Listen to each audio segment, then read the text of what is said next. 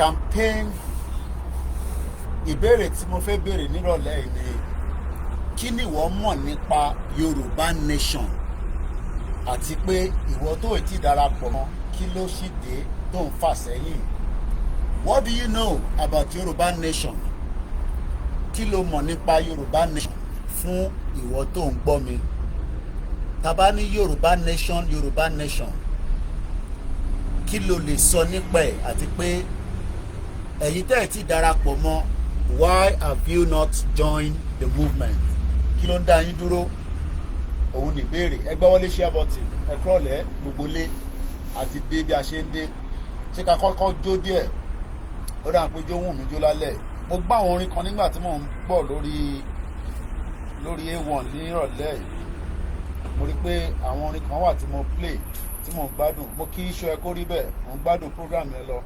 Kí mi náà tó bẹ̀rẹ̀ lé. Mo kí gbogbo àwọn medias wa. Mo kí Bàbá Lẹ́kìtì. Mo kí gbogbo àwa tí à ń báṣẹ́ lọ tí àjẹ́ kó sú wa, àdẹ̀jẹ́ kó rẹ̀ wá, àdẹ̀jẹ́ kíyàn kankan distract wa. Torí tó fi ṣe ni kó fi distract wa. Wọ́n rí pé ọdún yẹn ti ń lọ bó ṣe jẹ́ kó lọ. Yorùbá nation kí ni máa sọ no going back. Mo kí Bàbá Akíntóyè, mo kí ọmọ Adéyẹmọ Ìgbòho ṣá, mo kí gbogbo àwọn lẹ́gbẹ́lẹ́gbẹ́ tí wọ́n ní Yorùbá nation must come and it must not be derailed. So ẹ gbọ́ wọlé share button bẹ́ẹ̀ ṣe wọlé ní ẹyọ kọ̀ọ̀kan kí mo dúpẹ́ lọ́wọ́ gbogbo wa pé we have a role to play. Iṣẹ́ tiwa náà ni pé ká jẹ́ kí Yorùbá nation kó máa tẹ̀síwájú.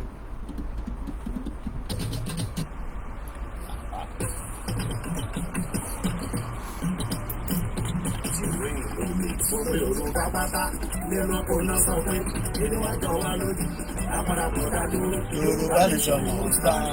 Yorùbá pátá nínú kò náà sọ pé nínú àjọ wa lójú Yorùbá nation dádúró. Yorùbá nation must stand. Mo ráyè gbónú mọ́tò lẹ́ẹ̀kan yẹn. Yorùbá pátá Yorùbá pátá nínú kò náà sọ pé nínú àjọ wa lójú àpàdàpọ̀ dádúró. Yorùbá nation must stand. Yorùbá pátá Jésù tó sọ́sọ́ pé Yorùbá nation dádúró. Yorùbá nation must stand. Ọmọlálédè tó jọjú tó lákànlé lọ́gbọ́n nínú ìwé àbínibí ọmọ lòdù àṣà nínú abílẹ̀ tó fi lé mi mo lè dá láká pé ìpínlẹ̀ tí mo bá wà mo lè fọwọ́ sọ̀rọ̀ pé òdòdó àṣà nínú ọ̀pọ̀ Yorùbá pátá nínú kò náà sọ pé èdè wa jọ wá lójú lápapọ̀ dádúró Yorùbá nation must stand. Mo ní bàbá fẹ́ pé báyìí àbáwé ó dájú àbáwá mọ́tò kò bọ̀ tí ò lọ́mọ rí nínú ìyàtọ̀ sí bóyá ẹgbẹ́ bá mo dé láláwọ̀ dúdú láṣẹ ní àpárapọ̀ kí Yorùbá dádúró bàbá fi mú kónú àṣọkọ̀ ó dájú àjọṣe máa mórí lẹ́kọ̀ọ́ Yorùbá nation must stand. Ọmọ Yorùbá pátá lẹ́nu kò náà sọ pé èdè wa jọ wá lójú lápapọ̀ dádúró Yorùbá nation must stand. Àpèkò ó sábẹ́ mi àpèkò ó sábẹ́ mi o. Àkókò náà. Èmi ti ń prepare ẹjọ́ tèmi máa jó l'October 12 torí tí bá ti ń rólóyè nínú rálì yẹn inú mi á máa dùn.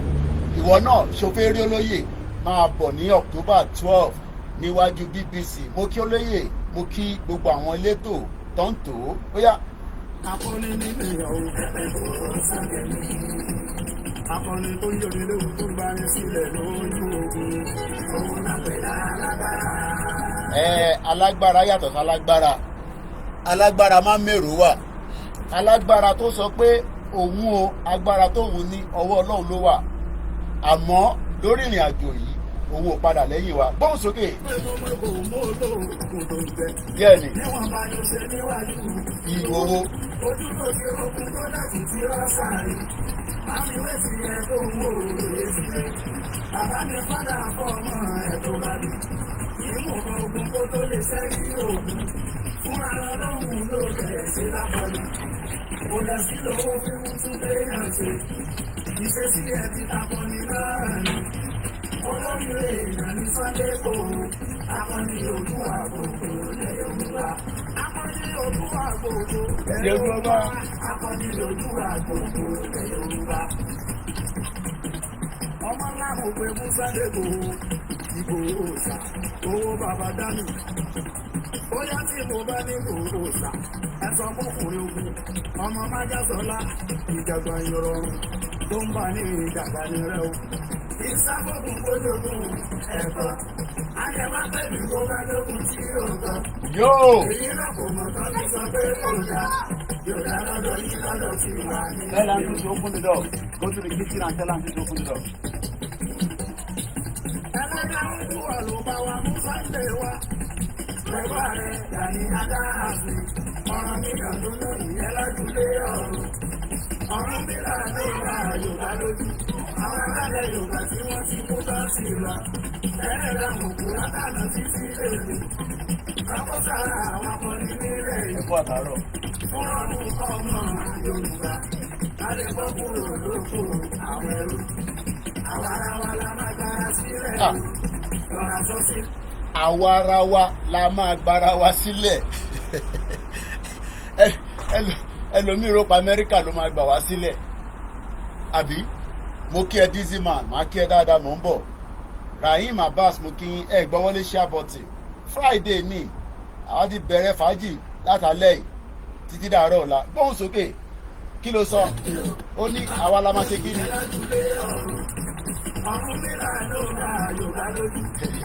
Ọ̀rúnmìlà ló ṣe kí ni àwọn ọmọ Ọ̀rúnmìlà wọ́n gba gidi lọ́wọ́ wa wọ́n gbé ẹ̀túlé wa lọ́wọ́ wọ́n ní ká lọ máa manage Nàìjíríà ẹ̀rí ìfánimọ̀lẹ́ ayé kí ló sọ brọ́dà mi kí ló sọ ṣé kí fẹ̀gbẹ́ lọ báyìí àbí kí mẹ́gbẹ́ lọ báyìí. Òyìnbó gbé gidi wá sí UK wọ́n gbé gbẹ̀dúgbẹ̀dú fẹ́ wọ́n gbé fèkì lé wa lọ́wọ́ gbóhùn sókè kí ló sọ.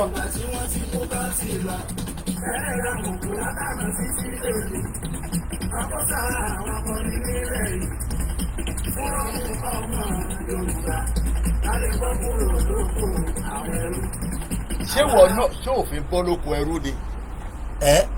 Gbogbo èèyàn lágbàáyé ló fẹ́ bọ́ lóko ẹrú torí míyàn bá wà nù oko ẹrú tó tètè bọ́ ò ní máa róúnjẹ jẹ lẹ́ẹ̀mẹ́ta lójúmọ́ ò ní máa rómi mu ò ní ríná ò ní rí education wàá máa ṣiṣẹ́ POS wàá máa lọ́wọ́ kádà ìdí à máa gbóná o fẹ́ ṣe Uber kò sówó Uber kò sí mọ́tò kò sí ID card kò sí identification báńkì yá yín lówó owó lápò lẹ̀ ya owó gbọ́múlé kí ló sọ gbọ́múlé gbóhùn sókè.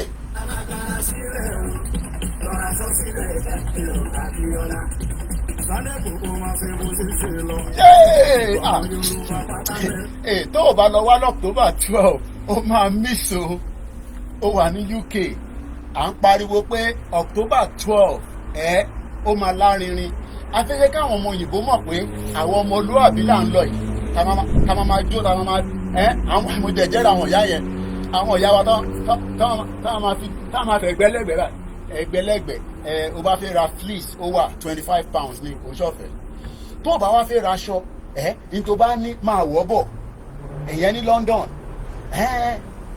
ní BBC Broadcasting House tó ti máa ló máa dún pẹ́ẹ́pẹ́ẹ́pẹ́ẹ́pẹ́ èmi àti gbẹ̀dú tuntun sọ̀rọ̀ nírọ̀lẹ́ yìí iṣẹ́ ń lọ lọ́tún lọ́sì àwọn surprise package tó máa jáde ní October 12 ó jẹ́ wá darapọ̀ mọ́ wa. Ìbéèrè tí mò ń béèrè nírọ̀lẹ́ yìí kí ló dé tí wọ́n ti darapọ̀ mọ́ Yorùbá Nation ò láìka ojú àwa tá à ń ṣe ojú ta ló fẹ́ ojú King Charles ò ní sọ̀rọ̀ Yorùbá Nation gbóhùn sókè àwa.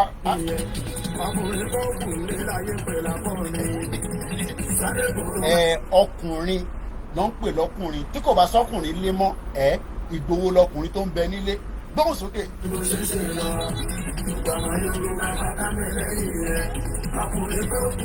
A máa sọ fún Ìgbòho pé ní October 12 ní UK à ń bẹ lẹ́yìn ẹ̀ October 12 àwọn Europe ń bẹ lẹ́yìn ẹ̀ àwọn kan ti ra ticket láti America àwọn ti Canada àwọn ti Dublin ó máa ṣẹlẹ̀ nítorí pé kí ni a ti wà nínú ìyà for too long inú ìyà tá a wà yẹn àsìkò tó ta gbọ́dọ̀ bọ́ nínú ẹ̀ a gbọ́dọ̀ ṣe kí ni a gbọ́dọ̀ bọ́ nínú ìyà yẹn ó yá bóun sókè kí ló sọ.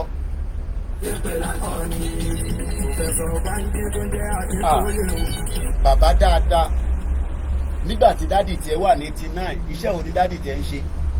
Dádì tiẹ̀ ṣì ń pariwo Nàìjíríà. Ló jẹ́ lọ sọ fún dádì ẹ pé a máa fún ọ ní poison kan máa lọ. Ẹni tó bá wà ní 70 wọn mọ̀ọ́mọ̀ kápẹ̀ síbẹ̀ ní o 70 tó bá ń sọ fún yín pé Nàìjíríà máa da, ó jẹ́ ká fún yín ní poison kẹ́ máa lọ, kẹ́ lọ dúró dè wá lọ́run, kẹ́ lọ máa dúró dè wá lọ́run. 70 years old man, 70 years old woman, 70 years old ó sì ń sọ pé ká wà nù Nàìjíríà after tó ti ṣe 60 ó ju Nàìjíríà lọ. A 70 years old person ó ju Nàìjíríà lọ because Nigeria is not 70 years. Triple DRS mo rí ẹ mo kí Ọlákúnlé, ìyá mi Margaret Ìbíjọkẹ́ ijó èmi mo ń prep sílẹ̀ ní torí ta bá ti gbẹ́nu lé September torí tí September bá ti ń lọ towards the end à ń lọ mọ́ October tíkẹ́ẹ̀tì sì wá o. Bàbá mi kan ṣe pè mí wọ́n ní Kóìkì mo máa send owó sí ẹ, méjì ni mo fẹ́, méjì lè máa rà èmi ò rẹ́yọ kan, méjì tíkẹ́ẹ̀tì ni máa rà. Ẹ̀yin tẹ́ wá Nàìjíríà ẹ̀yẹ́ má wọ́rì, ẹ fi iṣẹ́ yẹn lẹ̀ fáwọn àtàwà ní UK. Mo ní láti ta la máa ti break Nàìjíríà, láti ta láti máa fọ́ Nàìjíríà torí pé a máa sọ fún Nàìjíríà pé a máa fọ́ láti ta. Mo kí ẹ brother mi Azeez Sikiru mo ti rí ẹ ń bẹ̀. A máa ní Kóìkì wa máa sọ pé ò gbọ́ Yorùbá, ìwọ tó gbé lọ́dọ̀ alájà alájà Edu wọ́n relate mọ́ àwọn lọ́fẹ́ àwọn family papa SL Edu lẹ́pẹ́ ọ̀dẹ̀. Family tó dára gbogbo wa ti jáde, Nàìjíríà ló sọ gbogbo wa di ká máa wò pàtó bí nǹkan tó ń ṣe wá, nǹkan kan ṣe wá. Ìran tó dá ní ìdí ìgílé tí olúkálukú ti jáde. Tí wọn náà bá wà lọ wo history bàbá ẹ àti mọ́mí ẹ wàá rí pé ó jáde dáadáa nínú ilé tó dáa. Nàìjíríà ló jẹ́ kó máa wò pàtùpàtù. Já kúrò ní Nàìjíríà within 20 years. Tó bá sọ fún ẹ pé kó lọ Europe wà ní kí ló fẹ́ lọ ṣe ń bẹ̀ nígbà tó wà òkè nínú ilé. Nàìjíríà ló sọ gbogbo wa di ibi tá a wà yìí. Ẹgbẹ́ wọlé ṣẹ́ bọ́tì kò ní bàjẹ́ fún ẹ Síkírù àbí Ṣákírù brother mi Azeez. Ó dà pé mo fẹ́ rí ìwọ̀n ìròyìn kó bẹ̀rẹ̀ láti bẹ̀rẹ̀ ó yá gbà padà sẹ́yìn. Ẹ rò pé nígbà táwa sì ń ná club tí DJ bá ti ń gbọ́rin lọ wá ní DJ rewind mo kí Adékọ́lá Ṣọ̀gbọ́n àwọn òfìkì èèyàn 5 péré ló máa fún mi lófìkì nígbà tásìkò bá tó. Èèyàn 5 péré nílùú yẹn máa fún mi tí mo dẹ̀ mọ̀ pé tọ́ba tí bá ní kọ́ fún mi ní 5 yẹn ó dàbí ìgbà tí yàn gbé 1 million dání ni. Ṣé rántí pé nígbà tí wọ́n máa pa Goliath ẹ sọ ebe ìtẹ̀mọ̀ tán Jésù ẹ kọ́ sínú kọ́mẹ́ǹtì nígbà tá a máa pa Goliath báwo la ṣe pa. Ìwọ tó rò pé Nàìjíríà máa dín pẹ̀lú gbogbo yín DSS máa lé yín mú sí kí àsọpá àǹjà ni àjà náà bọ̀ nígbà tá a fẹ́ pa Goliath, nígbà tá a máa pa Goliath tí David ṣé David ni tí mo tó ń bọ̀ nígbà tí David tó fẹ́ pin mọ́mọ́ kí lẹ sọ nígbà tí David fẹ́ pa Goliath kí ló fi pa mò ń bèrè ní o Peter Pan mo kí ẹ ń bẹ̀ ẹ jẹ́ ká DJ rewind nígbà tí mo sì máa ń ná club tórin yẹn bá ti ń lọ tó ti ń dùn wàá sọ DJ rewind. Àwọn ní if anybody wan rewind raise your hands up. Àwọn ọmọ club àti gbọ́wọ́ sókè. Ìran Yorùbá ló ń ṣe fàájì nísàlẹ̀ Èkó ní Ìgàngán l'Óṣòdì. Ó wá di pé àti ra ọtí mu gan fún yín rówó jẹ pepper soup. Àní báwo la ṣe pa Goliath? Ìwọ tó ń rò pé Nàìjíríà go deal with everybody. Mo ní a máa fọ́ Nàìjíríà. Mo ní àwọn òfìkì èèyàn 5 ni wọ́n ní ọmọ fún mi nígbà tá a bá ti rẹ́dì. Àwọn tó kù àwọn ànulé wa máa kúkú sì ń bẹ níbi tó wà. Ọmọ Yorùbá nǹkan sì ń bẹ nílẹ̀ Yorùbá, gbogbo nǹkan la máa fi jà. A máa pe ewé báyìí a máa dèèyàn a máa bá yín jà torí pé ìkà ni yín. Ẹ wá sọ gbogbo wa ẹ fẹ́ sọ wá dolòṣì, ẹ fẹ́ sọ wá di atọrọjẹ. Ọmọ Yorùbá máa tọrọ jẹ. We will deal with everybody. Ẹ gbóhùn sókè tó bá lè jó nínú ilé ẹ ìwọ náà má kọ̀ lọ kíkì ìyàwó ẹ ní o kó má lè kúrò nílé. Gbóhùn sókè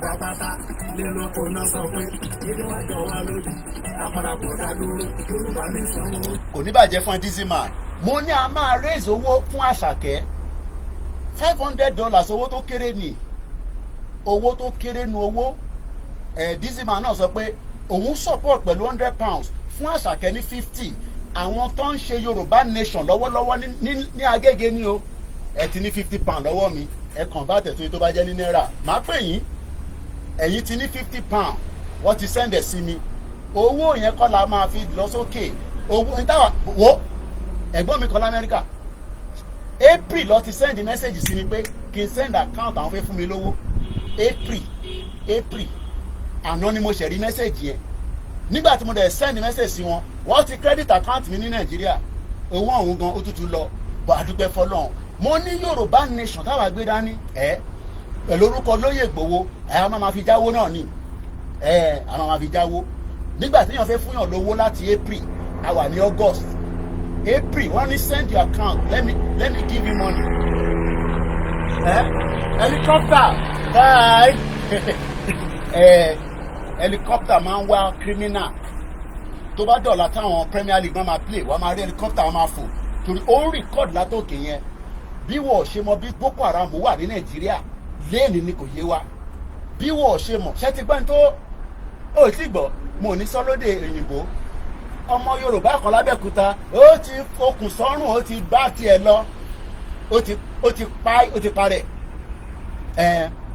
ìyẹn tún ṣẹ̀ṣẹ̀ lẹ̀ ní o ìyàwó ẹ̀ wọnú ilé ló bá pé baálé mi ẹ̀ bá má ṣe yẹn ibi táwọn olùṣìyẹn tí gbogbo wa dé nìyẹn mo ní sẹ́ ẹ máa sá 440 nígbà tásìkò bá tó 440 bọ̀ ẹ jẹ́ ká kọ́kọ́ béèrè lọ́wọ́ àwọn Yorùbá tó kù pé kí ló ṣì ń dá yín dúró ẹ sì wá Nàìjíríà tó máa wọ̀ gbóhùn sókè a sì ń jó lọ́wọ́.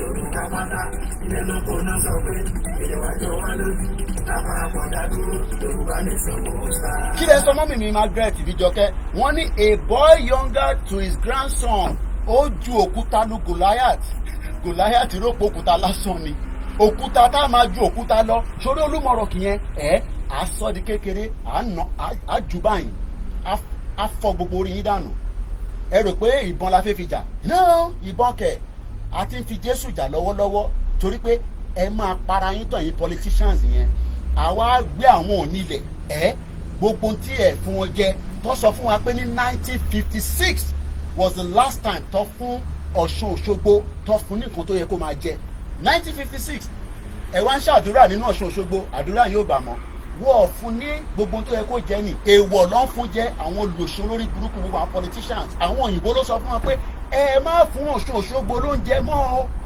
torí pé tẹ bá ti fún lóúnjẹ àwọn èèyàn máa bí wọ́n máa rẹ̀ wọ́n máa ṣe gbogbo ẹ̀ wọ́n wá ní kó stop ẹ̀ 1956 gbogbo ètùtù tó ń ṣe lé Ọ̀ṣun Òṣogbo òfútù fẹ́ tẹ̀lé o 1956 ó wà nínú nǹkan tá a ti kà 1956 ni wọ́n stop láti fún Ọ̀ṣun Òṣogbo how many places bẹ́ẹ̀ nílẹ̀ Yorùbá tí wọ́n fún nìkan tó yẹ kó máa jẹ àbí ẹ wá ní pé ilẹ̀ Yorùbá ò gbé wá wọ́n ò fi jẹ́ kó gbé wá ní a máa lé gbogbo yín léré gbóhùn sókè. Gbogbo Yorùbá pátá gbogbo Yorùbá pátá ilé lóko náà sọ pé ìjọba. ẹ ní sùúrù ṣé Yorùbá tó wà nínú ilé nìkan ló náà fẹ́ lọ àwa tá wà níta fẹ́ lọ èyí tó wà láfíríkà fẹ́ lọ èyí tó wà nínú Nàìjíríà fẹ́ lọ Nigeria is a failed country. Nigeria is a failed country. Yorùbá ò nídìí Nàìjíríà mọ́ nílùú ayé wa a nídìí Nàìjíríà mọ́ gbogbo ẹni tó bá ń sọ pé àwọn sì fẹ́ Nàìjíríà criminal ni wọ́n olè ni wọ́n pásítọ̀ ni babaláwo ni oníṣẹ̀ṣe ni àfáà ni olè ni yín bó sókè.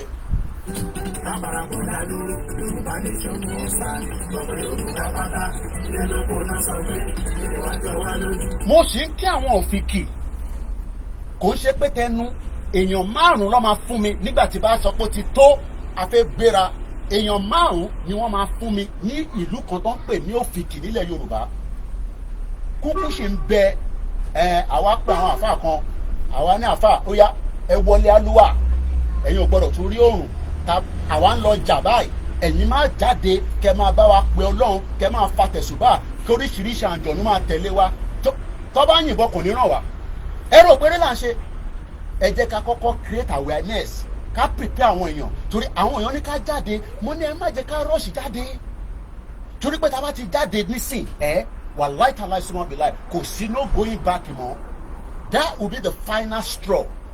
Ẹ jẹ́ ká sì máa lọ ṣe awareness kékèké door to door bọ̀ nígbà tí olóyè bá ti ní tolóyè bá ti ní tí bàbá kílè bá ti ní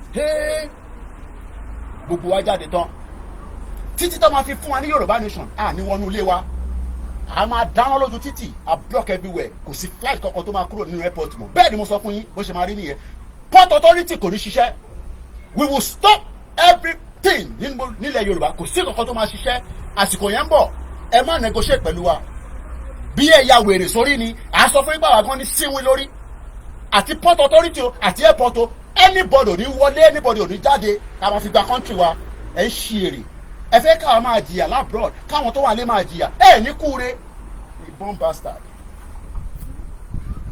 Àpàràpọ̀dà dúró Yorùbá nation kò sá. Ọmọ alálẹ́dẹ̀ lọ́dún tó lákànlé lọ́gbọ́n nínú ìwé àbínibí. Ó kù díẹ̀. Ẹ rò pé àwọn kan ṣì rẹ́dí láti máa bọ́ sáré. Ó kù díẹ̀.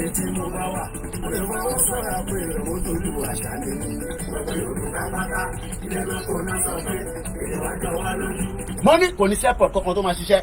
We will shut down Muritala Mohammed airport. Flight bí flight tọ́ba bí flight kan dà kó náà fi land. Wọ́n bí flight náà dà. Bẹ́ẹ̀ ni mo ṣe sọ fún yín bó ṣe máa rí nìyẹn. Flight kankan ní jáde nínú Lagos Muritala Mohammed airport. Ẹni èmi ni mo sọ bẹ́ẹ̀ tásìkò yẹn bá tó. Ẹ ń ṣí èrè. Ẹ ń fìyà jà àwọn èèyàn wa nínú ilé. Ẹ ń gbawó allocation. Ẹ support àwọn èèyàn wa. Ẹ wá ní ká dákẹ́. Kò ní sí anything tó máa ṣiṣẹ́ ní gbogbo Lagos yẹn. We shut everything down. Bẹ́ẹ̀ ni mo sọ fún yín. Ó kù díẹ̀ ni. Ṣẹ́ni ẹ sínwín lórí ni. Ẹ fẹ́ máa ṣèjọba wèrè lé wa lórí. Ẹ fẹ́ máa ṣèjọba òfò lé wa lórí. Ìjọba 25 years tọmọ Yorùbá kankan gbádùn. Ìjọba 25 years tí ẹ fún wa níná 25 years kò sómi 25 years nothing is working. Ẹ wá ní ká dákẹ́. Wọ́n ti gún àwọn kan ní abẹ́rẹ́ wèrè.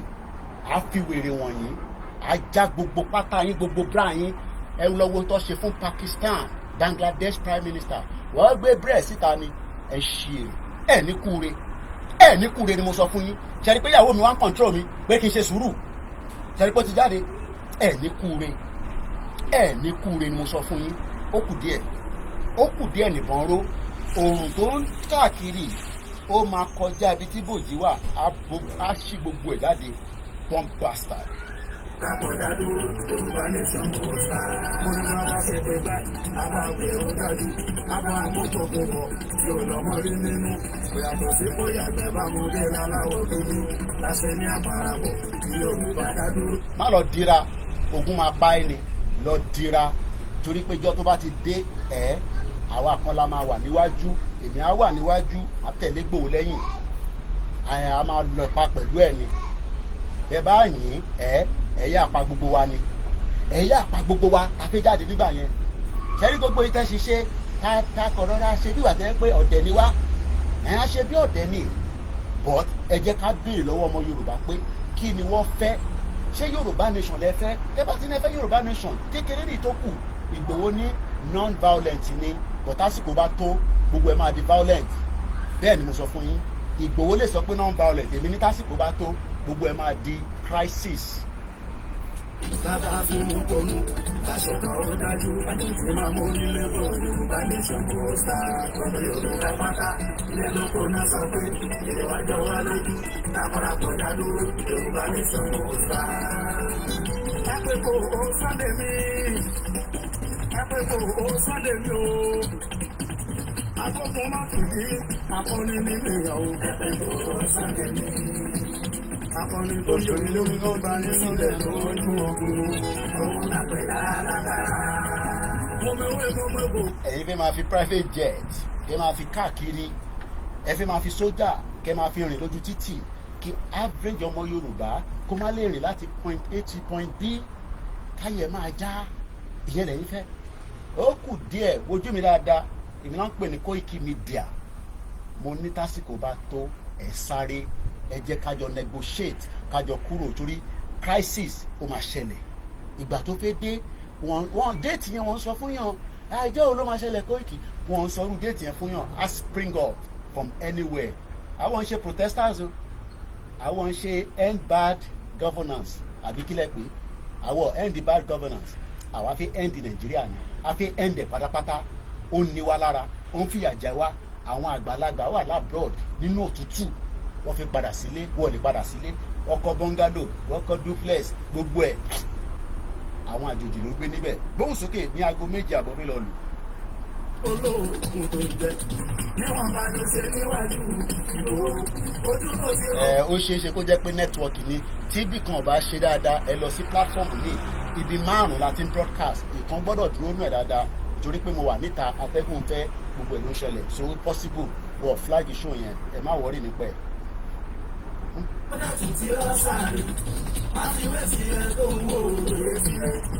Ẹ̀yin ìyá wa, ẹ̀yin máa fàdúrà ràn wá lọ́wọ́ pé táwọn ọmọ yín bá ti gbéra ikú kan nípa wọn, gbogbo ẹni bá gbé nǹkan tó fi pa wọn, a máa fi òkúta David a máa jù fún yín. Òkúta kan ni David fi pa Gòláyà, bá ṣe máa fi pa Nàìjíríà nìyẹn. Ó kù díẹ̀ ni mo sọ. Ẹ padà fọmọ rẹ̀ tó bá dé. Ìmọ̀ kan ogun kó tó lè ṣẹ́yìn òògùn. Fún ara lọ́hùn ló tẹ̀ ṣe lápọ̀lì. Mo ní tásìkò yẹn bá tó, ọlọ́mọ ni mọ́mọ́, but a máa protect everybody. But ẹ̀yin tẹ́ fẹ́ dé flight máa wà diverted, kò ní port authority ò ní ṣiṣẹ́. Koiki máa sọ̀rọ̀ lórí social media, shut up. Mo ní crisis máa ṣẹlẹ̀, crisis gidi. Ìyẹn la ṣe ń sọ fún wọn pé let us negotiate. Ní kúure gbogbo ẹ̀yin gọ́vnọ̀, ogun máa pa yín ni tẹ́ ẹ̀ bá jẹ́ ká negotiate. Ẹ̀yin fẹ́ máa gbádùn kí a máa jà wá, àbí bẹ́ẹ̀ kọ́, ó kù díẹ̀ nìbọn ró. Ní kúure gbogbo ọmọ Yorùbá wá dẹni tó ń tọrọ jẹ nílẹ̀ Yorùbá. Chinese wá ń jẹ gàba lórí wa, Chinese ń ṣe ọ̀gá lórí ọmọ Yorùbá ní Ogun State. Wọ́n ń ṣe ọ̀gá lórí ọmọ onílẹ̀, àbí èmi kan tá máa ń pẹ́ra wa nìyẹn. Ó kù díẹ̀ níṣẹ́. Mo kí gbogbo wa lẹ́ẹ̀kan sí, ẹgbóhùn sókè lẹ́ẹ̀kan, àìtí débi tá à ń lọ, a ṣe bẹ̀rẹ̀ ni. Kò lè sí lówó fi mú tún dé ẹ̀fẹ̀. Ìṣe sí ẹbí akọni náà ni.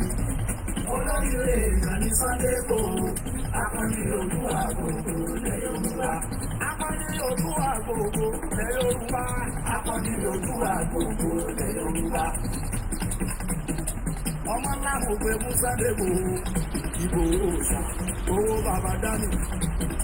Bóyá tí mo bá ní òòṣà, ẹ̀sọ́ pọ̀kùnrin ogun, ọmọ Májàsọ́lá, ìjàgbọ̀n ìrọ̀rùn tó ń bà ní ìjàgbá ní rẹ̀ o. Ìsábòkùn lójoogun ẹ̀tọ́, àjẹmọ́ pé ní mo bá lókun tí yóò tọ́. Èyí náà kò mọ̀ tán fi sọ pé kò dáa, yóò dá lọ́dọ̀ yìí lọ́dọ̀ fi wà ní ìrẹ̀lẹ̀ o. Wo èyí tí mo sọ yìí, wàá máa rò pé ó máa dàbí múvì ni. Everybody máa get ara wọn right nígbà tá a bá ti dé area yẹn. For now, a ṣe negotiate. Àwa ń bẹ̀ yín nísìnyí, à ń dọ̀bálẹ̀, à ń bẹ̀ yín, à ń sọ fún yín pé jẹ́ ká jókòó sórí round table bí tọmọlúàbí, ká wá wo time frame, ká fún gbogbo àwọn senators wa tó wà ní Abuja kó máa padà bọ́nlé. Ká sọ fún àwọn House of Rep wa kó bẹ̀rẹ̀ sí púùtì gbogbo ètò láti fi prepare wa to exit Nigeria. Ẹ̀fẹ́ yẹn, ẹ̀yin náà fẹ́ yẹn, ẹ̀yin ní ká tó wá lọ máa dìbò míì. Èmi ò ní sọ pé kò ní sí election 2027, but nǹkan kan máa spring up. Tó bá spring up dé, gbogbo ẹ fẹ́ dìbò yẹn kò ní ṣeé ṣe. Ẹ jẹ́ ká jókòó, ẹ recall gbogbo wọn padà. Olórí burúkú ni wọ́n ṣàǹfààní kankan fún anybody. We don't need any senator in Abuja anymore. We don't need any House of Rep representing Nigeria as Yoruba people. A máa ṣe Nigeria mọ́. Enough is enough. We are tired. We want our own independent country. We need to de-amalgamate the nonsense tí British olórí burúkú tọ́kọ́ gbogbo àpapọ̀ sínú ìdààmú tó ń ṣe wá lẹ́nu. Ẹlẹ́dàá Olúwa ló bá wa mú Sunday wá. Pẹ̀lú ààrẹ Gani Adams, ọ̀rọ̀ mílíọ̀nù tó lóyún ẹlẹ́dúlé ọ̀run. Ọdún mílíọ̀nù tó ra Yorùbá lójú. Àwọn alálẹ̀ Yorùbá tí wọ́n ti kó bá ti wá. Ẹ̀rọ òkú látàná títí lèlè. Ọkọ̀ sára àwọn akọni nílé yìí. Fún ọdún ọmọ Yorùbá, a lè bọ́ kúrò lóko àwọn ẹrú. Àwa ara wa la máa gbára sílẹ̀ o. Àwa ara wa la máa gbára wa sílẹ̀. Kò sẹ́ni kankan tó máa gbà wá sílẹ̀. ẹnu yìí àfigbára wa sílẹ̀, ọgbọ́n àfigbára wa sílẹ̀, àdúrà àfigbára wa sílẹ̀. Mo ní sẹ́ Yoruba country ó máa come out of Nigeria either by peace or by crisis, anarchy or by war. Doesn't matter. Ìkọ̀kan ni. Wọ́n announce date bẹ́ẹ̀. Koiki jẹ́ òní ẹ máa bọ́ sí. A kò spring up ni. Hey. And everybody a máa jáde ládùúgbò ẹ̀ a máa jáde. Àwọn ń ṣe end gov bad government. Hey, we are coming out. We'll be out. We're gonna do protest. Hey, make it peaceful. Kò sí nǹkan kan tó ń jẹ́ peace. It will be crisis. Crisis upon crisis upon crisis until we get to the final destination. Bó ṣe máa rí nìyẹn. Ẹ recall wọn padà. We've had enough of being part of Nigeria. We need to now have our own independent Yoruba country, far away from Nigeria. Bóun sókè ìyá ẹ̀ kí ló sọ. It's too much. This government is too much for this country. Please, this government work, if they cannot protest, we Yanaja, we go up our neck, we go up our breast, we go protest. Too much government. Ìyá ẹ̀ ní láti protest. Wèrè ní government ò kí ń gbọ́ sí protest.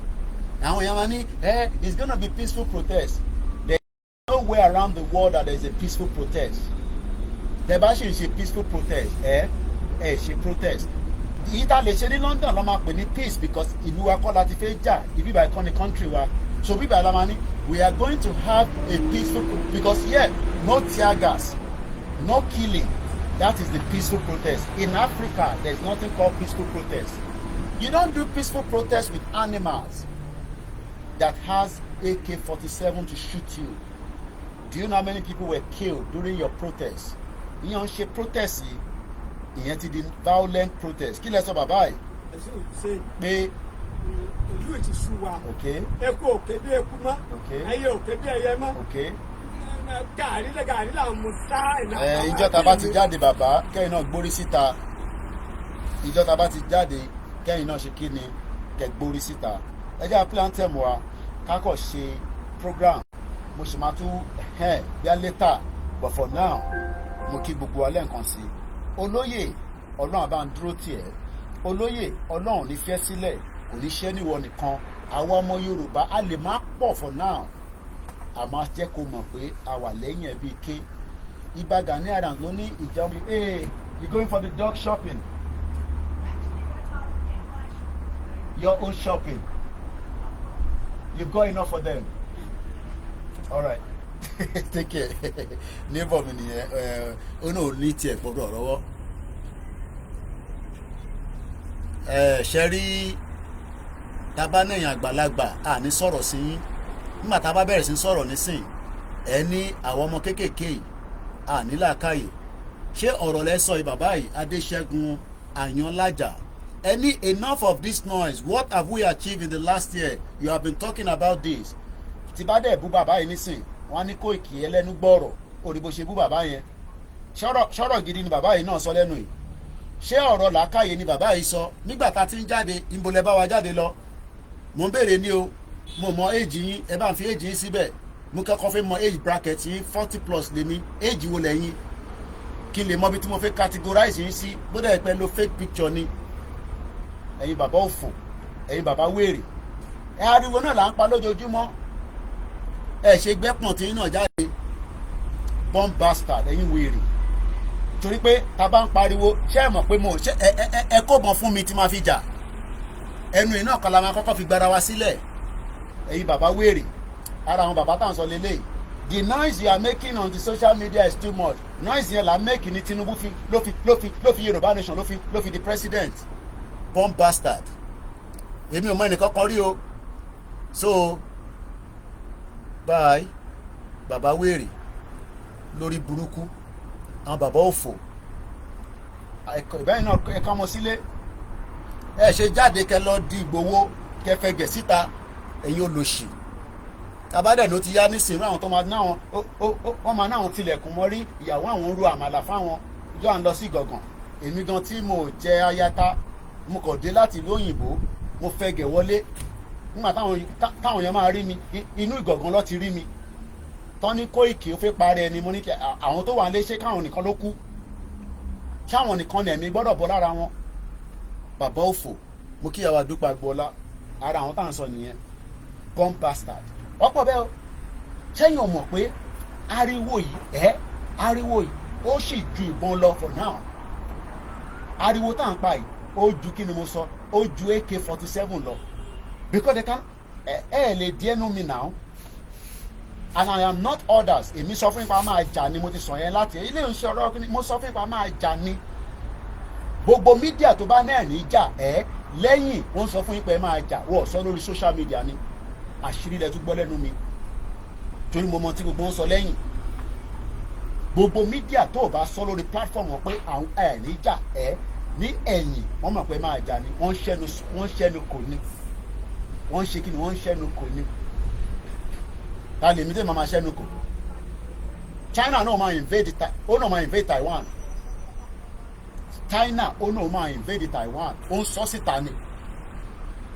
ẹ̀rù ṣe gbọ́dọ̀ máa bà wá torí pé mò ń gbé ní UK màá sọ pé àníjà mo náà máa jà níṣẹ́ nígbà Yorùbá nation tá a bá fìjà sí irú country ẹ fẹ́ gba Yorùbá nation a máa ti wèrè bọ́ wèrè a máa fìjà sí àdúrà pé kó má pọ̀ jura wọn lọ ni any media ni mo sọ mo challenge wọn kọ́ wá sọ fún yín pé ẹ fẹ́ gba country àwọn kan náà fẹ́ gba regional fún ẹ fẹ́ gba gbọ́dọ̀ tó máa fún yín ní regional Tinubu torí ẹ̀ ń ta tọ́ ti jẹ́ pé Fúlàní ti rọ́ gbogbo ẹkùn ẹ̀ wọ́n ti mú dání sọ́wọ́ báyìí.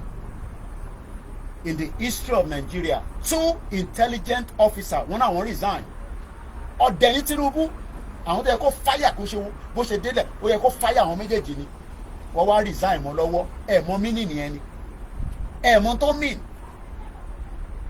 tọ́bàtẹ̀ ti gbọ́ fìrífìrí pé Tinubu máa yọ wọn àwọn resign before kí Tinubu kó tó dismiss wọn gbàtí kò ní làákàyè bí Tinubu ṣe wọlé the first day is you remove the DSS office DG and you remove the NIA those 2 positions you take them out ó jẹ́ kó resign mọ́ òun lọ́wọ́ and at the end of the day ẹ wo bí tí ó bá rẹ̀ nísìn so kí ẹ̀kọ́ máa fún yín nígbà fún pé ọ̀rọ̀ tó wà nílẹ̀ kò ní di bàbá Akíntóyè gan wọ́n ti fi òwe bá wa sọ̀rọ̀ pé ó gbọ́dọ̀ di crisis kí UN tó dá sí so báwo ló ṣe máa di crisis ẹnu ìkọlà máa kọ́kọ́ fi bẹ̀rẹ̀ ẹnu yìí ni crisis ẹnu tí mo fi ń sọ̀rọ̀ yìí ni crisis because bí ṣe ń sọ̀rọ̀ lójoojúmọ́ mò ń dá crisis sílẹ̀ sí wọn lọ́rùn mò ń dá crisis sílẹ̀ sáwọn governors lọ́rùn torí púpọ̀ náà wọ́n máa ṣẹ̀wọ̀n ní international world court because à ń sọ fún wọn pé ẹ má jẹ́ kó di ìtàjẹ̀ sílẹ̀ ẹ sọ pé ẹ̀ ní gbọ́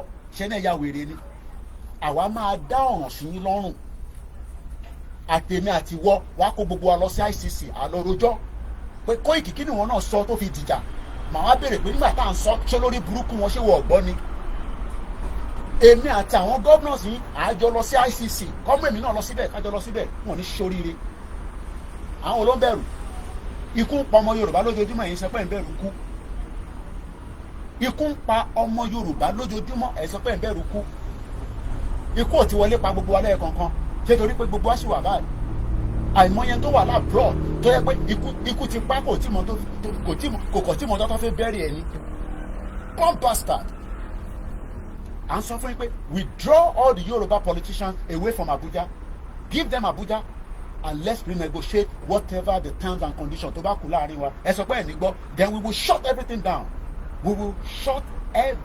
down kò sẹ́ni kankan tó máa gbádùn ẹ̀ mo ti sọ fún yín ṣẹ́ni ẹni wèrè ni wèrè ń bọ̀ wá bá yín ó kù díẹ̀ wèrè ń ṣe kí ni ó ń bọ̀ wá bá yín Yoruba will stand up and rise to defend themselves against the British fraudulent amalgamation.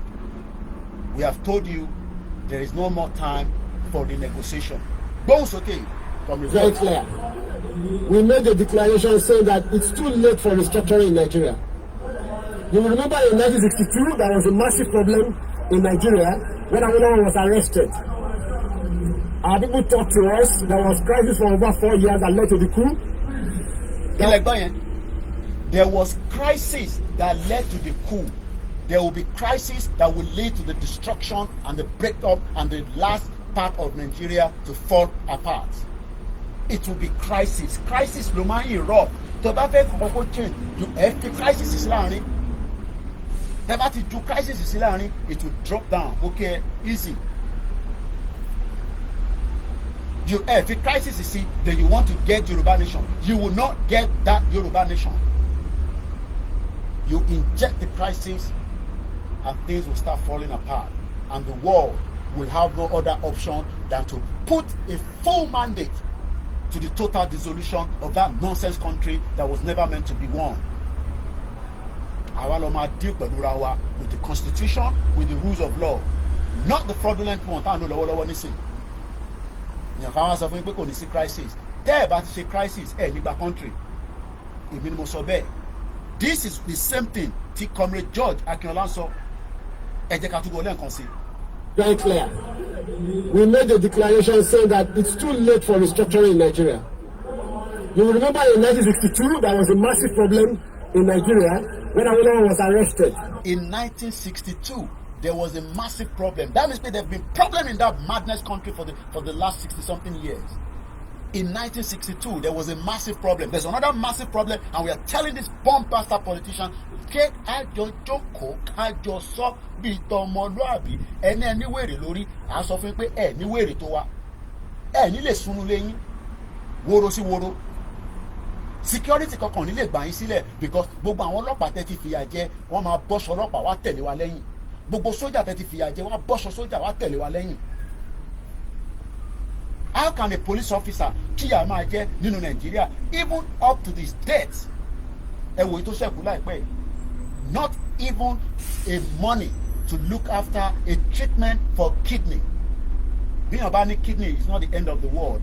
Millions of people around the world wọ́n ní kidney problem. Wọ́n gba dialysis ni wọ́n tọ́jú wọn lágbàáyé. Nàìjíríà ní owó yẹn.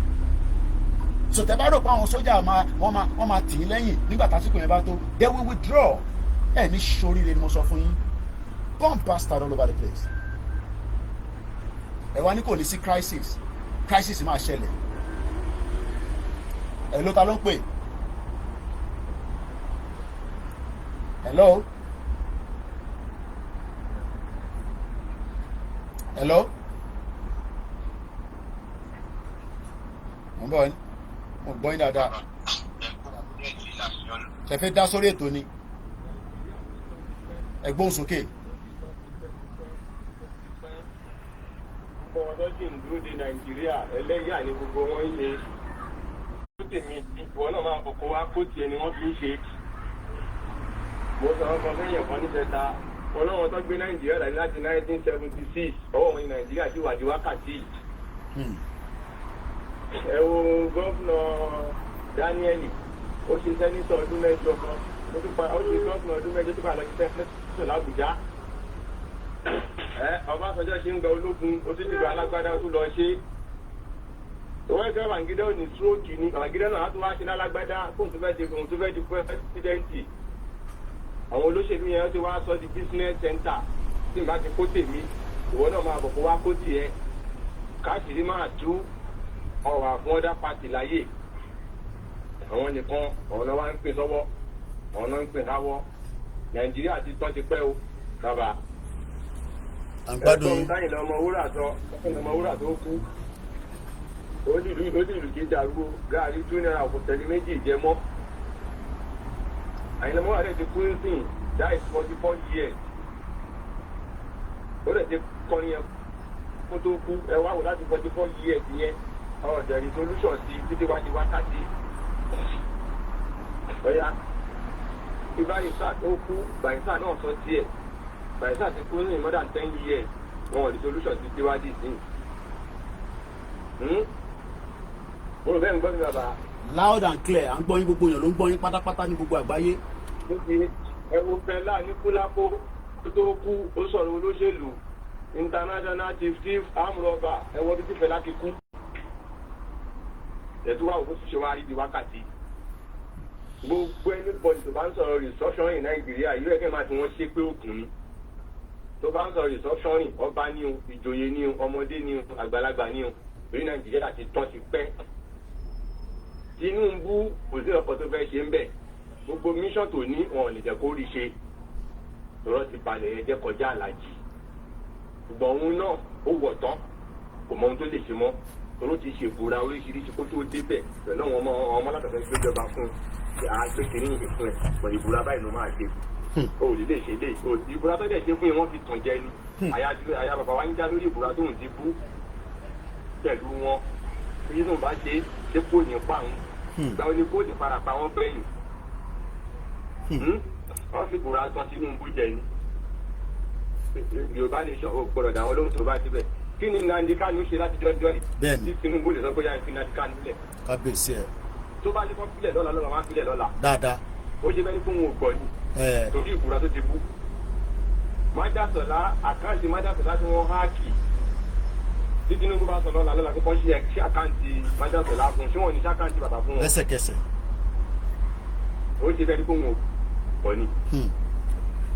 ìtorí ìbúra tí wọ́n fi tàn jẹ pé tó bá ti débẹ̀ ò gbọ́dọ̀ ṣe nǹkan báyìí ò gbọ́dọ̀ ṣe nǹkan báyìí. ó dẹ̀ gbogbo wọn ọ̀tá ilẹ̀ Yorùbá ọ̀tá Yorùbá nation tí a bá gbà lójú wọn à gbà lẹ́yìn. láṣẹdùn àgbà lọ́dọ̀. àmín. gbogbo ẹni tó ń fìyà jẹ ìlú yìí tó ń ní ilẹ̀ Yorùbá lára ìnira bá wọn tẹbi tara ni. àmín Jésù Kristi àmín. wọn ní padà dáa kó lórí ilẹ̀ ayé. àmín. ó ní nǹkan tí ní ẹ pé. ẹ ṣé gan ni ẹ tó bá fẹ́ pé ojú òpó wà ní ṣíṣí tẹ bá ti mọ studio number ẹ ṣé gan ni brother mi ẹ tún fún mi ní word of encouragement àwọn tó wà nílé kò ní sú yín gbogbo wájọ máa délẹ̀ lérí ni. àṣẹ o.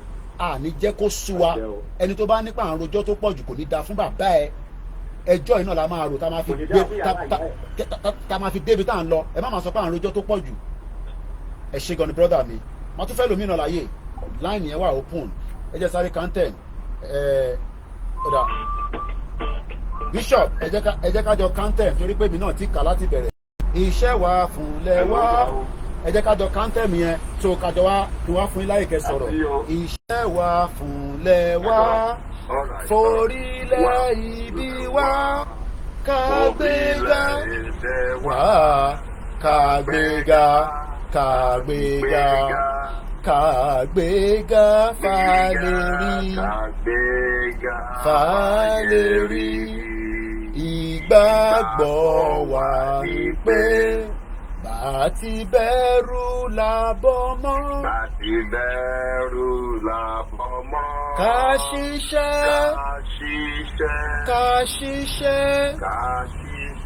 ká ṣiṣẹ́ ká jọlá.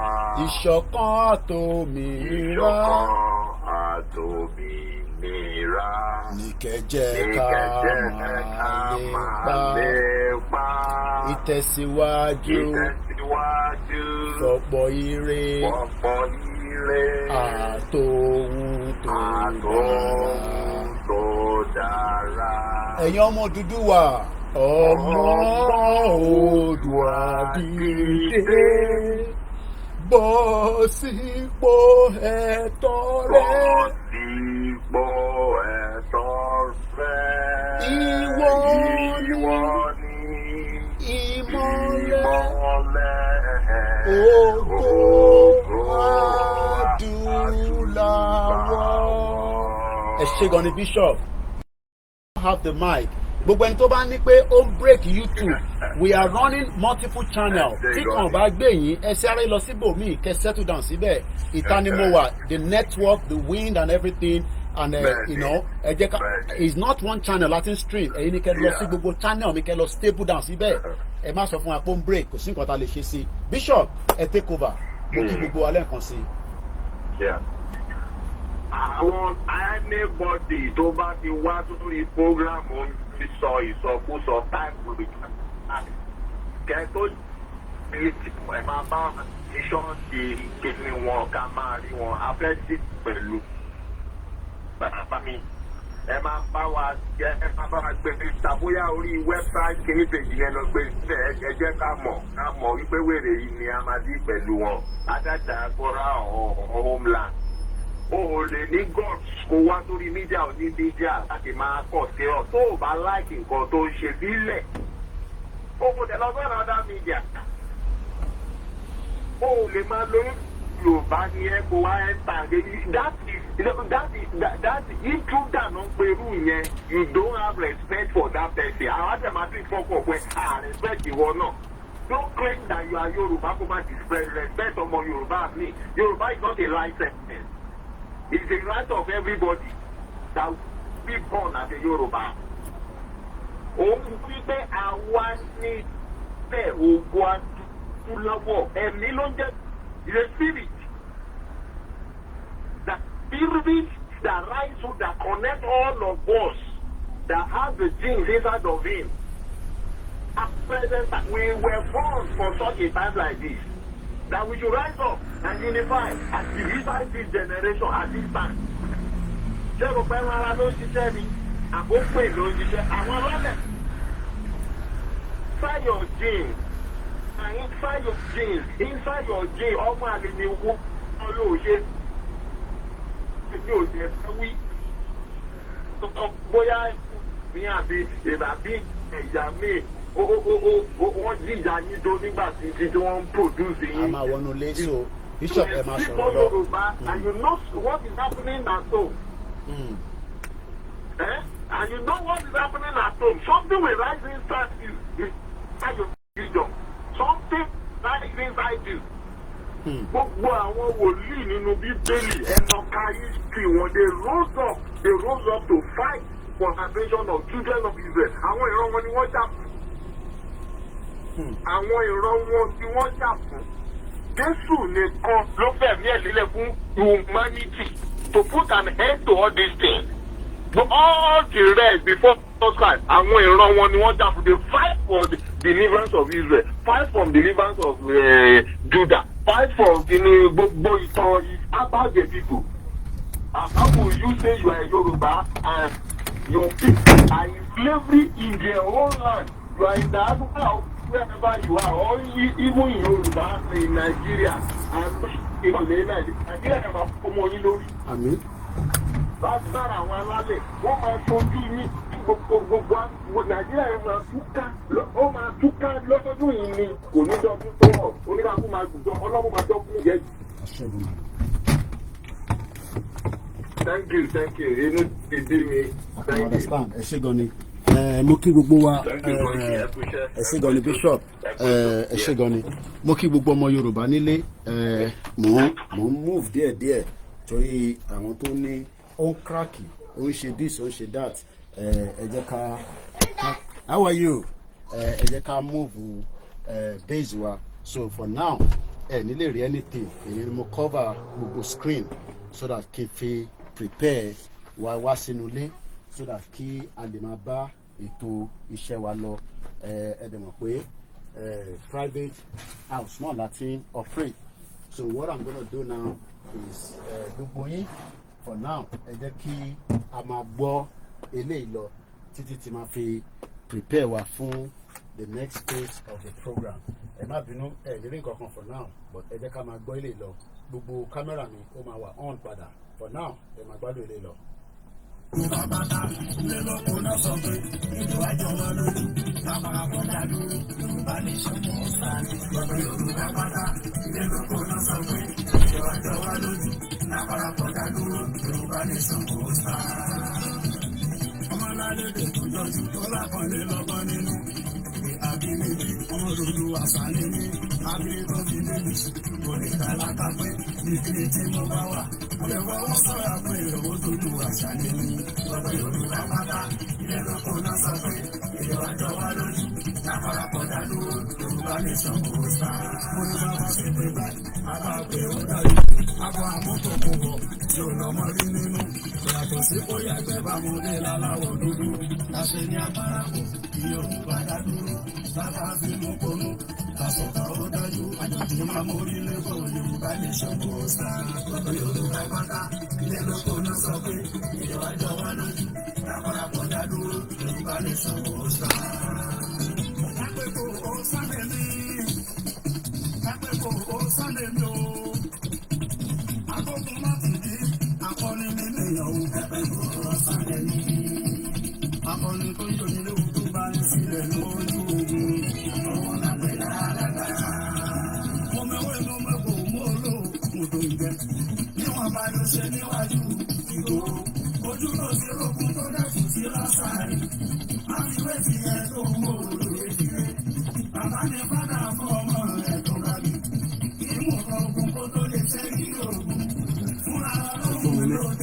For me, another few minutes to prep everything. So I think the sound and the audio, the internet is going to be better in the room, and as against Ibitatin Lotele. So Moki Gbogbo Akpe, as you're joining, if this is your first time, I welcome you into the broadcast. Moki Gbogbo Akpe, Anishe Lasan. If anybody say ẹjọ́ là ń rò nígbà tá a ní nǹkan tá a fi jà ẹjọ́ náà ni a máa ṣe kí ni la máa rò tá a máa fi délẹ̀ lérí. So as I've come back into the room, you can see that there will be much more opportunity for the sound to be much better. But we should need to make some adjustment so that we can have everything that will be fully charged. I still need to charge some of them. So let's continue to listen to this. Moki Gbogbo, Moki Dizzy Man. Ó ti bá wa fún Àṣàkẹ́ ní £50. Ẹ̀yin tẹ́ wà lórí Instagram, ó máa lọ bọ̀ mọ́ máa padà wá. Gbogbo iná ni mò ń kí ẹ kí gbogbo ẹni tó bá fi dá sórí program. Let's call in the topic this evening that I've decided to talk about, and I have still more to talk about. What do you know about Yoruba Nation? Don't you think it is time you also join the movement? Kí ló dé tẹ́ ṣe fẹ́ join movement yẹn? Mo kí gbogbo wa lẹ́ẹ̀kan sí o. Once again, thank you so much, Bishop Adesina. Ẹ jẹ́ ká gbọ́ ilé lẹ́ẹ̀kan sí. Ẹ jẹ́ ká lọ sí another one. Ká tún lọ gbọ́ mi. Ẹ jẹ́ ká tún lọ gbọ́ mi. A ti gbọ́ brother wa. Ẹ jẹ́ ká gbọ́ Sister Janet. Ẹ jẹ́ ká gbọ́ Sister Janet. Ẹ jẹ́ ká jẹ́ advert ẹ̀ kó lọ. So ẹ jẹ́ ká gbọ́ Janet. Thank you so much, everyone. Mo kí gbogbo wa lẹ́ẹ̀kan sí o.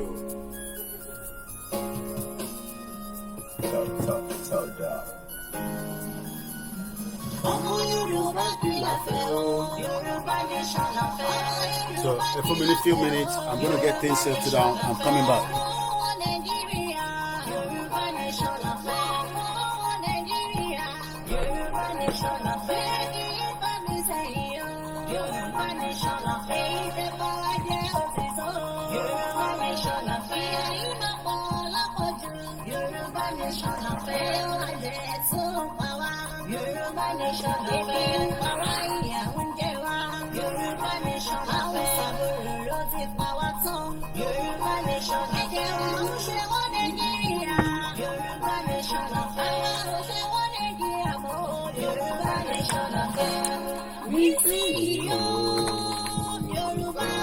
I have to charge some of these things quickly as well.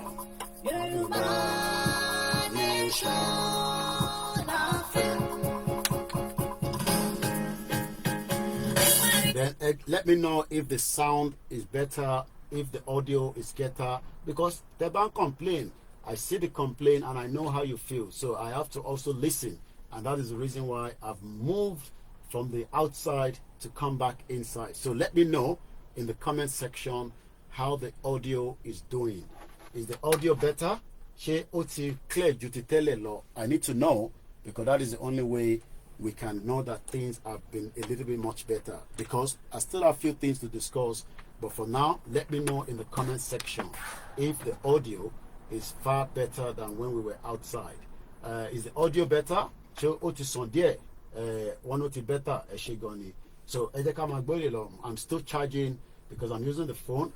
Laptop Nikon I stream lori one of our platforms. So let's keep going on, and I'll come back in a minute.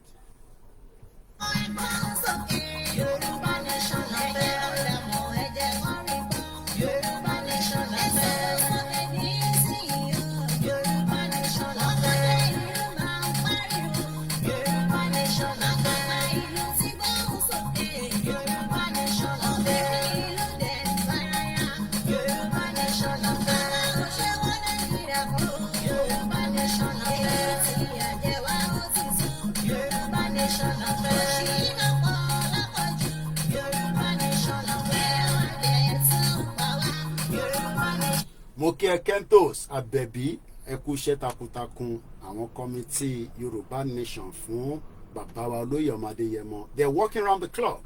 Ẹ support wa, a ṣì need owó tó pọ̀. Ẹ̀yin tẹ́ fẹ́ ra ticket ẹ tètè mówó jáde, because owó la fẹ́ fi ṣe gbogbo kìíní.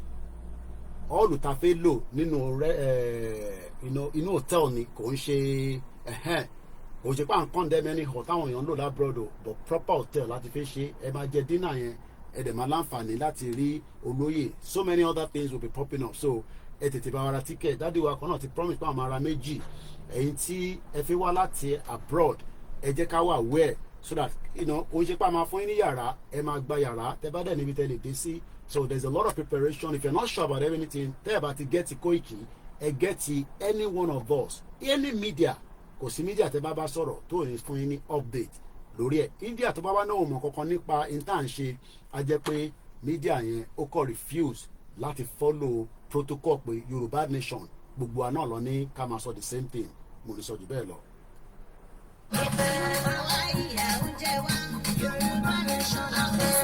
Mo fẹ́ lọ mú chájà mi kan sí wà níta mò ń bọ̀.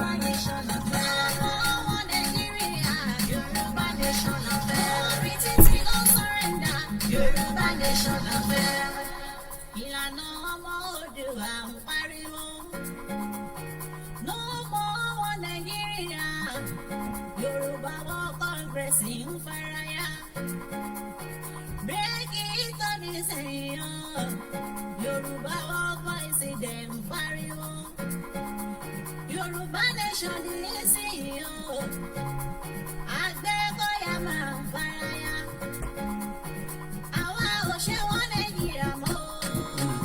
Wọ́n Nàìjíríà fowó, wọ́n Nàìjíríà tó ṣiṣẹ́, wọ́n Nàìjíríà tó ṣiṣẹ́, wọ́n Nàìjíríà tó ṣiṣẹ́.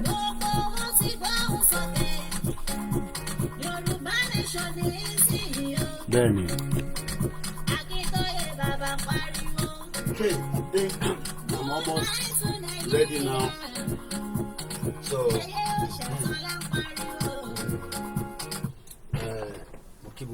behind that PS ọmọ mi tó fi ń play game gbogbo tó yẹ kó wà nù léèyàn kankan it's nothing new, it's not big deal. PlayStation ọmọ fi ń play game. So ìyẹn la ṣe ń sọ fẹ́yìn tẹ wà ń lé pé àwọn olóṣèlú ló sọ wá di ntí àdì, and I think we should be good for now temporarily. So I might still have to put some few things up, but for now I think we're good to go. So ṣé ẹ ń gbọ́ mi dáadáa? If you can hear me properly as against before, ẹ bá mi fi sínú comment section. Gbogbo yín náà ni mo rí comment yín bó ṣe ń wọlé. Now mo kí gbogbo ẹ̀yin tẹ́tí ń kí wa láti ẹ̀ǹkan. Now ó ní kankan tí bàbá wa Àjàlá sent to me, and I want to read some of those things. We've done the first 1 hour. We can go into the discussion now. Makonse Abdullahi, Bishop Adesina, because of the 2nd of December fixed by Biafra, Nigerian military has run to Niger Republic to sign military agreement to assist them in the coup. Okay, it is good now. So let me, because about to want a program, I still have one more phone. Timoni láti fi sínú charger tó gbọ́dọ̀ dúró dáadáa. So let's play a bit of the music, and then when I come back, we'll be ready to go into the whole discussion. If you are new to the platform, it is called the Self-Determination Platform, the Yoruba Nation Campaign, and this is where we discuss everything pertaining to who we are. Ó ti pẹ́ tí mo ti gbọ́ orin brother yìí, Jimasun Agaga, ẹ jẹ́ ká gbọ́ tiẹ̀ náà. Orúkọ tèmi ni Ọba Isa Olúṣọlá Adéní Ọláníyàn, Onípòkíà ti ilẹ̀ Òkèà tó jẹ́ ọba pàtàkì nílẹ̀ Yorùbá. Ọ̀rọ̀ àwọn darandaran tí wọ́n ń dààmú wọn aláàmúlò kan nínú Yorùbá sí ọ̀dàfẹ́ nítorí àwọn ọba tí kan gbàgbà Yorùbá àti sọ̀rọ̀. Àwọn dárọ̀ náà lásán ní ìlú Yorùbá. Ẹnu ọba Yorùbá ọba ti jọ, ẹnu Yorùbá ò lè jọ, ẹ má fọ́n ta lọ́rọ̀ sọ, kọ́ má bá àmọ̀dé abájọ wa, ẹ̀tàn náà fi gbàṣẹ sí lọ́wọ́ wa. Òye wa, níṣẹ́ náà brainwash wa torí tó bá dìgbà kan fẹ́ mú wa, lọ́ ṣe gbàṣẹ sí lọ́wọ́ wa. Yorùbá ẹ ti sùn, àdìgbẹ́ yé sùn, ó yẹ kí máa sùn, kọ́ má padà mú wa ní rògùn èṣù, torí ọkùn bọ̀ ẹ tètè ká múra o, ọkùn bọ̀ ẹ jẹ́ ká múra o, Yorùbá. Ṣebí ìjọ lárọ̀ bá nígbà ní ló di ìjọba, ẹ̀yin ọba wa, ṣe bẹ́yìn náà ni bàbá wa, ẹ má lajú yín sílẹ̀ kájéjì kó gba ilẹ̀ wa wọ́n yé pa àwọn èèyàn wa lójú yín ẹ jẹ́ kó bá padà sáyé ọba káṣe kán lè padà sẹ́nu ọba olóṣèlú gbọ́dọ̀ máa gbàṣẹ ọba ṣèbí yẹn gangan náà pè ní ìjọba ó ti pẹ́ tí ọba ti fẹnu ṣe ó yẹ kúrò lóko eré lọ́wọ́ yìí ẹ̀dùn dédé kí tẹ́nàtì máa padà lé onílé ìjọba ẹ̀ ti sùn àní ẹ̀yẹ sùn ó yẹ ẹ̀jí máa sùn kọ́ má padà mú wa ní rògbòn èṣù lórí ogun bọ̀ ogun ẹ̀ tètè ká múra o ogun bọ̀ ẹ jẹ́ ká múra o Yorùbá ìjà yìí kì í ṣe ìjà Sunday Igboho nìkan ìjà gbogbo Yorùbá ó yẹ dìde ẹ̀yìn alágbára àsìkò ti tó wọn kì í fẹ́ fáfọ́jú kó jọ òun kọ́ máa mọ̀ ẹja wọn lápò tí ó yọ ẹja gbómi lábàánú ìgbọràn sùn jẹbọ rírun ẹjẹ kó tó wà látọrọ dúdú kò sẹ́ni bọ́dí tó lè rínú tó bá lè dalẹ̀ ìwé má fi bínú.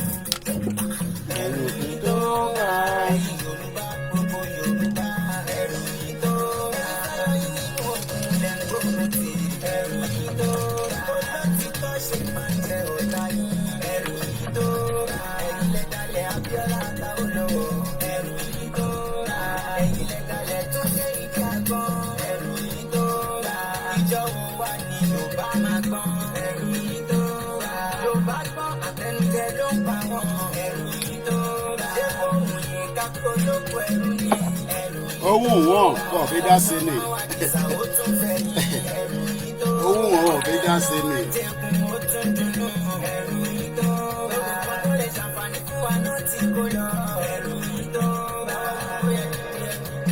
ó ti pẹ́ tí Yorùbá ti fẹnu ṣe ó yẹ kúrò lóko eré lọ́wọ́ yìí ẹ̀dùn dédé kí tẹ́nàtì má padà lé onílé.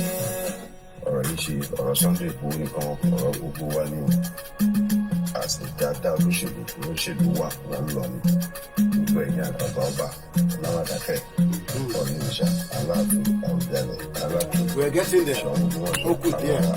One more platform and then we'll be ready to go. bàbá ẹ sọ̀rọ̀ wàdàkẹ́ kan tó bá dé nígbà.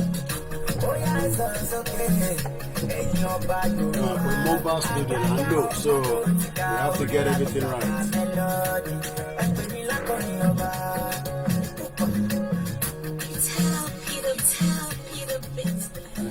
Now I am fully set and I can tell you we are ready to go.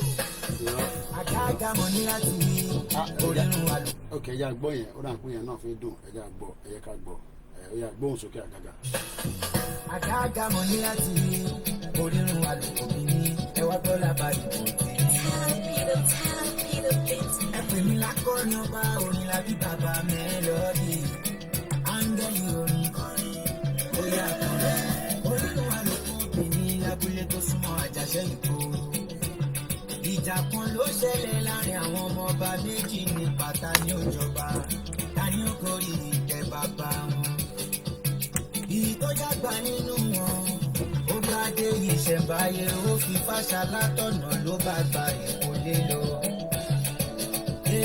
Eré kìtìnà kọ́kọ́ dé sí wọ́n tó níbẹ̀ wọ́n jọba àkọ́kọ́ ọba àkọ́kọ́ tó kọ́kọ́ jẹ ládélé lẹ́yìn ikú Adélé olóko ìjà tún bẹ́ sí. All right, let's leave that because of the time, because there's a lot. Good evening, good morning, and welcome to the Koikimedia transmission. Now, only some of the things that I received that I want to share with us to enlighten and use that to educate ourselves as we do on this platform. If you're new to this platform, you've never been to this platform, you don't know what we discuss here, all we discuss is the Yoruba self-determination. What is that? I will be explaining that to you. That is if you are not familiarizing yourself with what has been going on in Nigeria. Many Nigerians that are indigenous people are now asking questions, and those questions means that we need to know who we are and why we are what we are not told we are. So we are not Nigerians. That is the first thing. But you might argue that but Nigeria is a country. That is what the British told us after the fraudulent amalgamation. But right now, there's a lot of questioning. There's a lot of people that are questioning, that identity. Because that identity is a problem. And we need to resolve it before it is too late. Before things goes where it is not meant to be. So, gbogbo ntan sọ lórí platform wa òun nìyẹn. So, just in case, maybe you don't know, at least I've given you a background. So, you might be asking also, but is it going to be possible, and how difficult would this be? Because again, people ask that is it going to be tough, or is it going to be easy? Well, even sleeping with your wife at home, sometimes it is not easy. Even eating food, it is not easy. To bá jẹ oúnjẹ àjẹjù, ó máa fún ẹ ní problem. So, kíyàn kankan máa sọ fún wa pé, it is not going to be easy. Life itself has never been easy since the creation of the life. Because if not, kò jẹ́ ká ní slave trade. If not, kò jẹ́ ká wà ní position táwa wà gẹ́gẹ́ bí ìran kan tí Ọlọ́run dá dáadáa. So, don't allow anybody to tell you otherwise that kò lè bọ́ sí ẹ kàn waste time ara yín ni. Let me say this. That time wasting yẹn jẹ́ ká wá waste it. But I'm sure that as time goes on, like I asked in the broadcast in this particular thread, and the question is, what do you know about Yoruba nation? Don't you think, don't you think it is time you also join the movement? Why are you set back? Why are you going back? Is there something that you are worried about? You are worried about the relationship that you have with the other ethnic indigenous people. Do you know that many Nigerians got married to people that are non-Nigerians, and they are living under the immigration rules? And the tó bá fẹ́ British, let me put it that way, before we go into the discussion. Tó bá fẹ́ British, you are married to a British citizen. And when I mean British citizen, tó jẹ́ òyìnbó gangan. There are different British citizens. The one that maybe your parents gave back to you here, or the one that your parents were also British citizens through another British immigration rules. Òyìnbó gangan ni a lè pè ní British. Àwa tá ń jẹ́ British is because maybe like the Windrush, people were brought into this country, I think in 1945, and automatically they become British, one way or the other. Most people that are British today are not Iran or Bitiwa.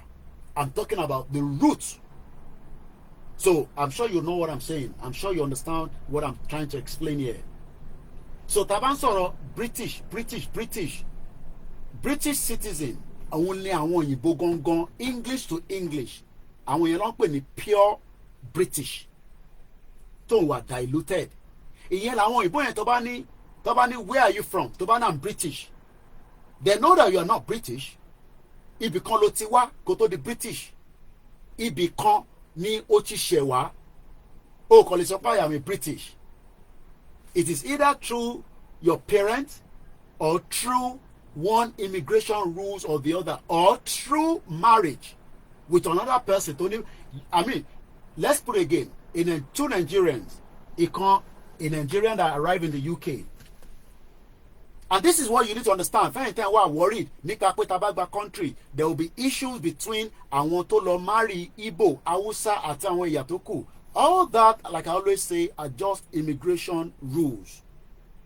Now, a Nigerian that arrived in the country with a visa, then there's another beautiful girl out there that she met that is a British. That girl was born here, but her parents became British either through their parent as well or through one immigration rules.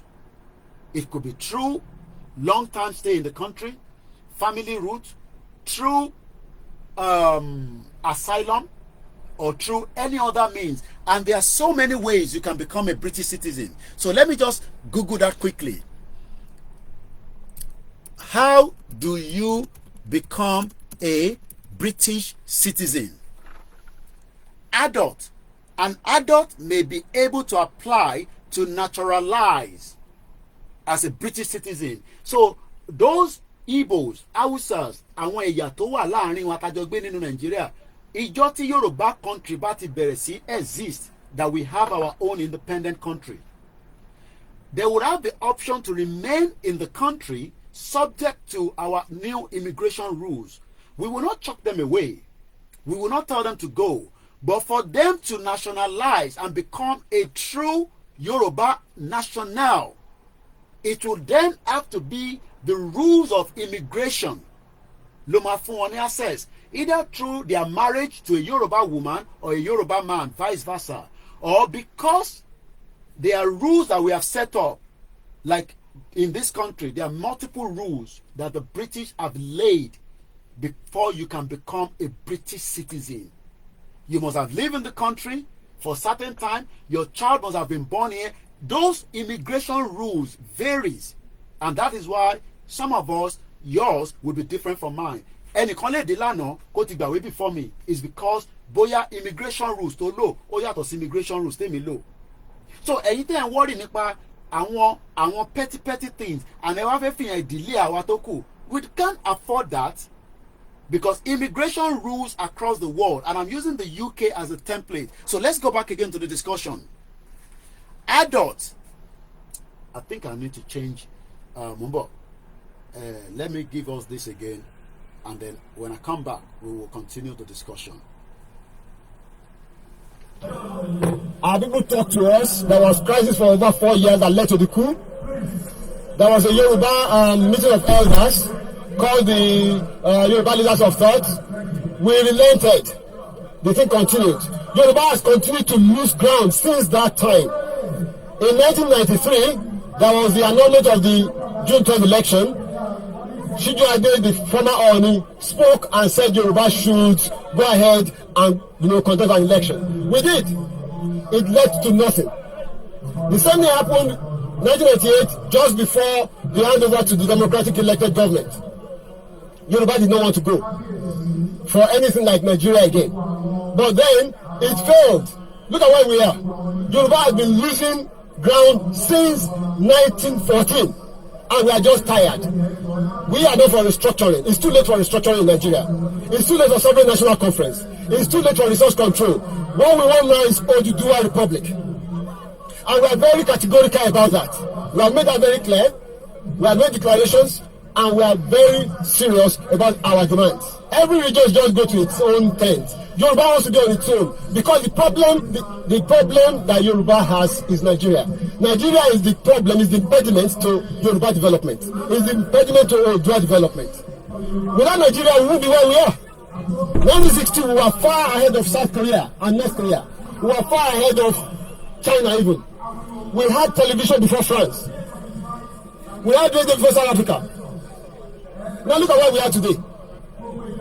I think it's a shame that even any Yoruba man can be talking about restructuring at this point in time. What are we restructuring? This country that is already shot to pieces? I don't think that's what we want. But they are always talking about giving Nigeria a chance. The patience of Yoruba with Nigeria has come to an end. So now let's move swiftly because of the time. An adult may be able to apply to naturalize as a British citizen if they have lived in the UK lawfully for 5 years and have been settled in the UK for at least 1 year. So, àwọn tí àjọ jẹ́ ẹlẹ́yà kan náà, no, tájọ jẹ́ citizen of Nigeria, as we want to exit, these are part of the discussion that we would have with their own government. Just like the EU citizen had with the British government. I mean, it was the government to government. So ẹ má bẹ̀rù pé because ẹ fẹ́ Igbo, ẹ fẹ́ Yoruba, ẹ fẹ́ this, ẹ fẹ́ that, ìyẹn ni ẹ ṣe máa sọ pé ẹ fẹ́ Yoruba nation. These can be resolved.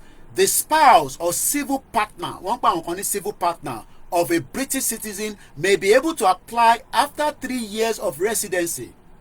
But before you can apply for a British citizen, o gbọ́dọ̀ ti ní right láti gbé nínú ìlú tẹ́lẹ̀. All these are immigration rules that will be resolved within the twinkle of an eye with intelligent policies that the Yoruba government will be laying forward. Muke Kolitek. So I don't want anybody to be scared or worried that ìtẹ̀fẹ́ dá sílẹ̀, ẹ̀fẹ́ dájà sílẹ̀ láàrin ọkọ àti ìyàwó. No. People live outside Nigeria and they are married to other nationals. whether they live in Belgium, whether they live in Italy, Germany, even as far as Canada and America.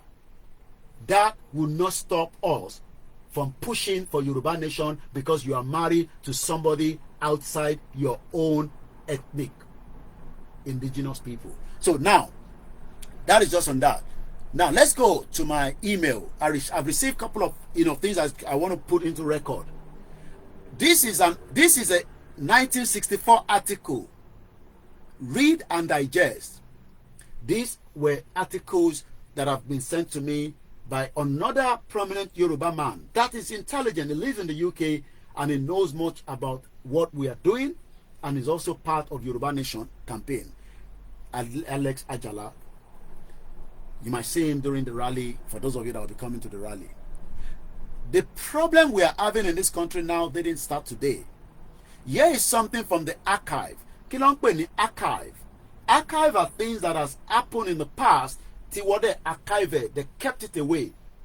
Not everything that played during the British era will be released to us because it will backfire to the British government. So some of them, they will tell you it cannot be declassified. Some of them, you will ask for it, they will not even give it to you. While some, they will give it to you, but they will close certain numbers, dates, things like that for their own selfish interest. Here is something from the archive. Statement by Malam Baba Garuba. And this was published in December 30, 1964 under the West African Pilot. It was issued West African Pilot, newspaper published in Lagos, Nigeria. Àwọn tó bá mọ newspaper yẹn, ẹ bá mi tẹ́ bá ti gbọ́ rí, if it's in the comment section. This newspaper was founded and published in Yaba, Lagos State, Nigeria in 1937 by Nnamdi Azikiwe, a frontline Nigerian nationalist. The paper served as his mouthpiece and that of others. Below is Malam Baba Garuba disposition on the state of Nigeria as they see it from the North Periscope. Ẹ mọ̀ pé bá ṣe ń jàjà agbára yìí nísìnyí, àwọn kan máa béèrè pé kí làwọn kan rí sí ìyẹn ló ń pè ní Periscope. Àwọn tó ò dá sí, kí ló dé tí wọ́n ṣe dá sí? Nítorí pé wọ́n ń jẹ nínú Nàìjíríà. Kí ló dé tí wọ́n sọ̀rọ̀ lé lórí? Nítorí pé tó bá sọ̀rọ̀ lé Tinubu ó máa fọ́gi mọ́ gbogbo wọn lórí, àwọn governors yìí, because abẹ́ Tinubu ni gbogbo wọn wà, including Ṣèyí Mákindé.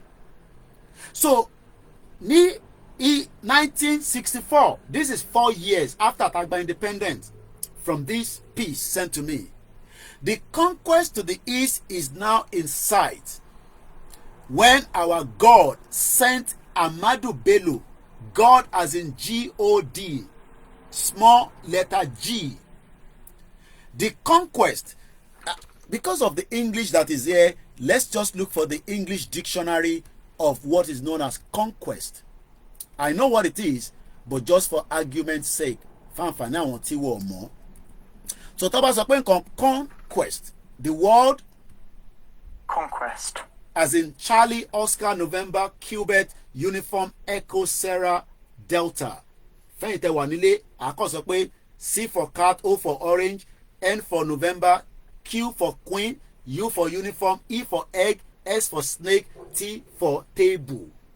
Conquest. Mo kí Prince Ọlárẹ̀wájú. Mo kí gbogbo àwọn balẹ̀ Yorùbá. conquest. Again, that has been one of the reasons. Ta ṣe sọ pé ẹ má jẹ́ kí wọ́n lọ wọ́n ti already subjugate wa, but the meaning of the word conquest, the subjugation and the assumption of control of a place or people. So Ahmadu Bello knew what he was doing. Conquest of the Yoruba land ló wà lẹ́mìí wọn, nítorí omi wa, nítorí ilẹ̀ wa, nítorí pé wọ́n fẹ́ di ntí Elédùmarè sọ wọ́n dì lórí ilẹ̀ wa. And that is the meaning of the word conquest. A territory which has been subjugated by military force. In 1975, the East Timor declared their country. 9 days after, Indonesian government moved in and again used military to bring them back down. And that means they had to now fight another 30 years before there was a change of government in Indonesia from the military to the civilian. The new president, Mashe program lórí again, I've done it before. Within 650 days to the president, 650 days, the new president of Indonesia allowed a new referendum for the East Timorians to decide whether they still want to be part of Indonesia to the conquest already or they want to pull out. And we know what the end result was, because in 2021, May, East Timor became an independent country after over 200,000 people that died and 30 years of war. You better start thinking otherwise. We don't want crisis. We don't want anarchy. Because diplomacy, diplomacy is àwọn leaders wà dẹ̀ máa ṣe kíni, wọ́n máa press button, wọ́n máa lobby. Even àwọn Biafra tán náà wọ́n máa declare wọ́n ṣì ń pè tán pè ní lobbyist. Àwọn kan wà lobbyist ni wọ́n, owó ló fi ń ṣe. Eléyìí tẹ́yìn ní àìtí dáwó nísìn, so kí lẹ fi ṣe.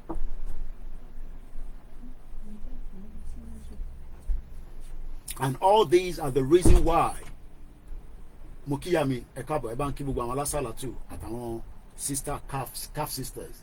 So many people don't seem to understand that a declaration does not mean that you have control of the government and control of the territory.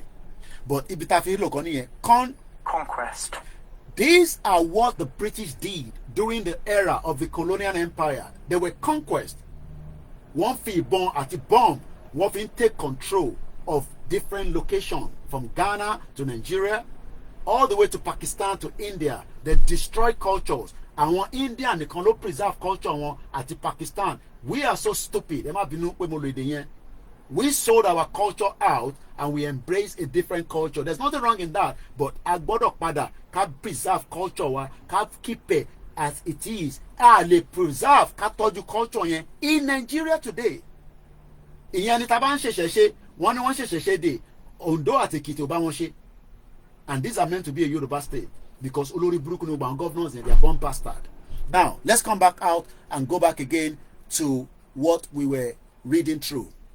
So wọ́n ní bàbá kan wà ní 1964 nínú ibì kan tó posted sí ní West African Pilot tí Nnamdi Azikiwe set up ní 1937. Ó ní the conquest to the east is now in sight. Níbo ló ń pè ní east? Ilẹ̀ Igbo. When our God sent Amadu Bello, ẹ̀yin wá ń sọ nísìnyí pé ká má pè Ìgbòho ní God tiwa. Àwọn believe pé Amadu Bello was their God, said some years ago that our conquest will reach the seashores of Nigeria. Àwọn máa gbé ìjà, àwọn máa dìpù Quran wọnú gbogbo omi yín, àwọn máa ṣe rúgá, àwọn máa gbalẹ̀ lọ́wọ́ yín, àwọn dẹ̀ máa pa yín. Àwọn máa make sure pé ẹnìkankan yín tẹ́ bá sọ pé ẹ fẹ́ in táwọn fẹ́, àwọn máa eliminate yín. Ṣé ká wá sùn ká má sọ̀rọ̀? Torí ẹ̀ ń sọ pé a ti ń sọ̀rọ̀ jù nísìnyí. 1964 ni arákùnrin tó ń pè ní Baba Garuba àbí Garuba ṣáà ni. Now, some idiots in the south were doubting his possibility. 1964, 4 years tí a gba independent tó yẹ kí gbogbo wa máa celebrate, ká máa ṣe nǹkan, ká máa lọ síwájú. Àwọn tí ń ronú bó ṣe fẹ́ gbé conquest wa, the same conquest a ṣe kúrò lọ́bẹ̀ British Empire, British colony. Àwọn náà wá ní no, àwọn máa ṣe the same thing.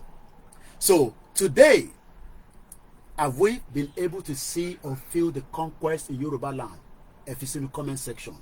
Ǹjẹ́ tá bá sọ pé wọ́n ti wà lára wa, wọ́n ti subjugate wa, and the conquest is going on? Ṣé o tí mọ̀? Èèyàn mélòó ló ń lọ sóko bíi ti tẹ́lẹ̀ mọ́ nílẹ̀ Yorùbá? Èèyàn mélòó ló ń ṣòwò tó gbé lọ láti abroad wá sí Nàìjíríà mọ́ nísìn, even as Tinubu ti change custom officer? Èèyàn mélòó ló lè ṣe òwò láti Benin lọ sí Nàìjíríà bíi ti tẹ́lẹ̀? Bó ṣe rí ti tẹ́lẹ̀ ni o kò ń ṣe after ti PDP àti olórí burúkú àwọn APC, because they are all born bastard, ìkan náà ni gbogbo wọn. So ẹ̀yin tí wọ́n disagree pẹ̀lú wa, 1964 ni àwọn ti ní lọ́kàn pé àwọn máa gbalẹ̀ mọ́ yín lọ́wọ́. And how are they going to do that? ẹ kó màálù síta. Gbogbo màálù yẹn is a gimmick, is a distraction. The real idea is màálù lọ́mọ máa ní is cattle herders, cattle herders and farmers. That has been the narrative of Olórí Burúkú Nigerian government, and they were doing that because they need to prove to the international community pé kò ń ṣe pé wọ́n fẹ́ gbalẹ̀ mọ́ wa lọ́wọ́. So every time tí wọ́n bá present fún UN, ECOWAS, the European Union, African Union, they will always use the word farmers and cattle àti herders.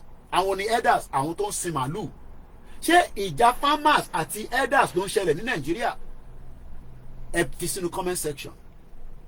Abdullahi ní the conquest already in the southwest since 1960. Ìyàwó Mary Kofoni, the Fulani are Amit lineage. They are not our people. They came into the Yoruba land of Nigeria in 18th century. Why then are we sleeping?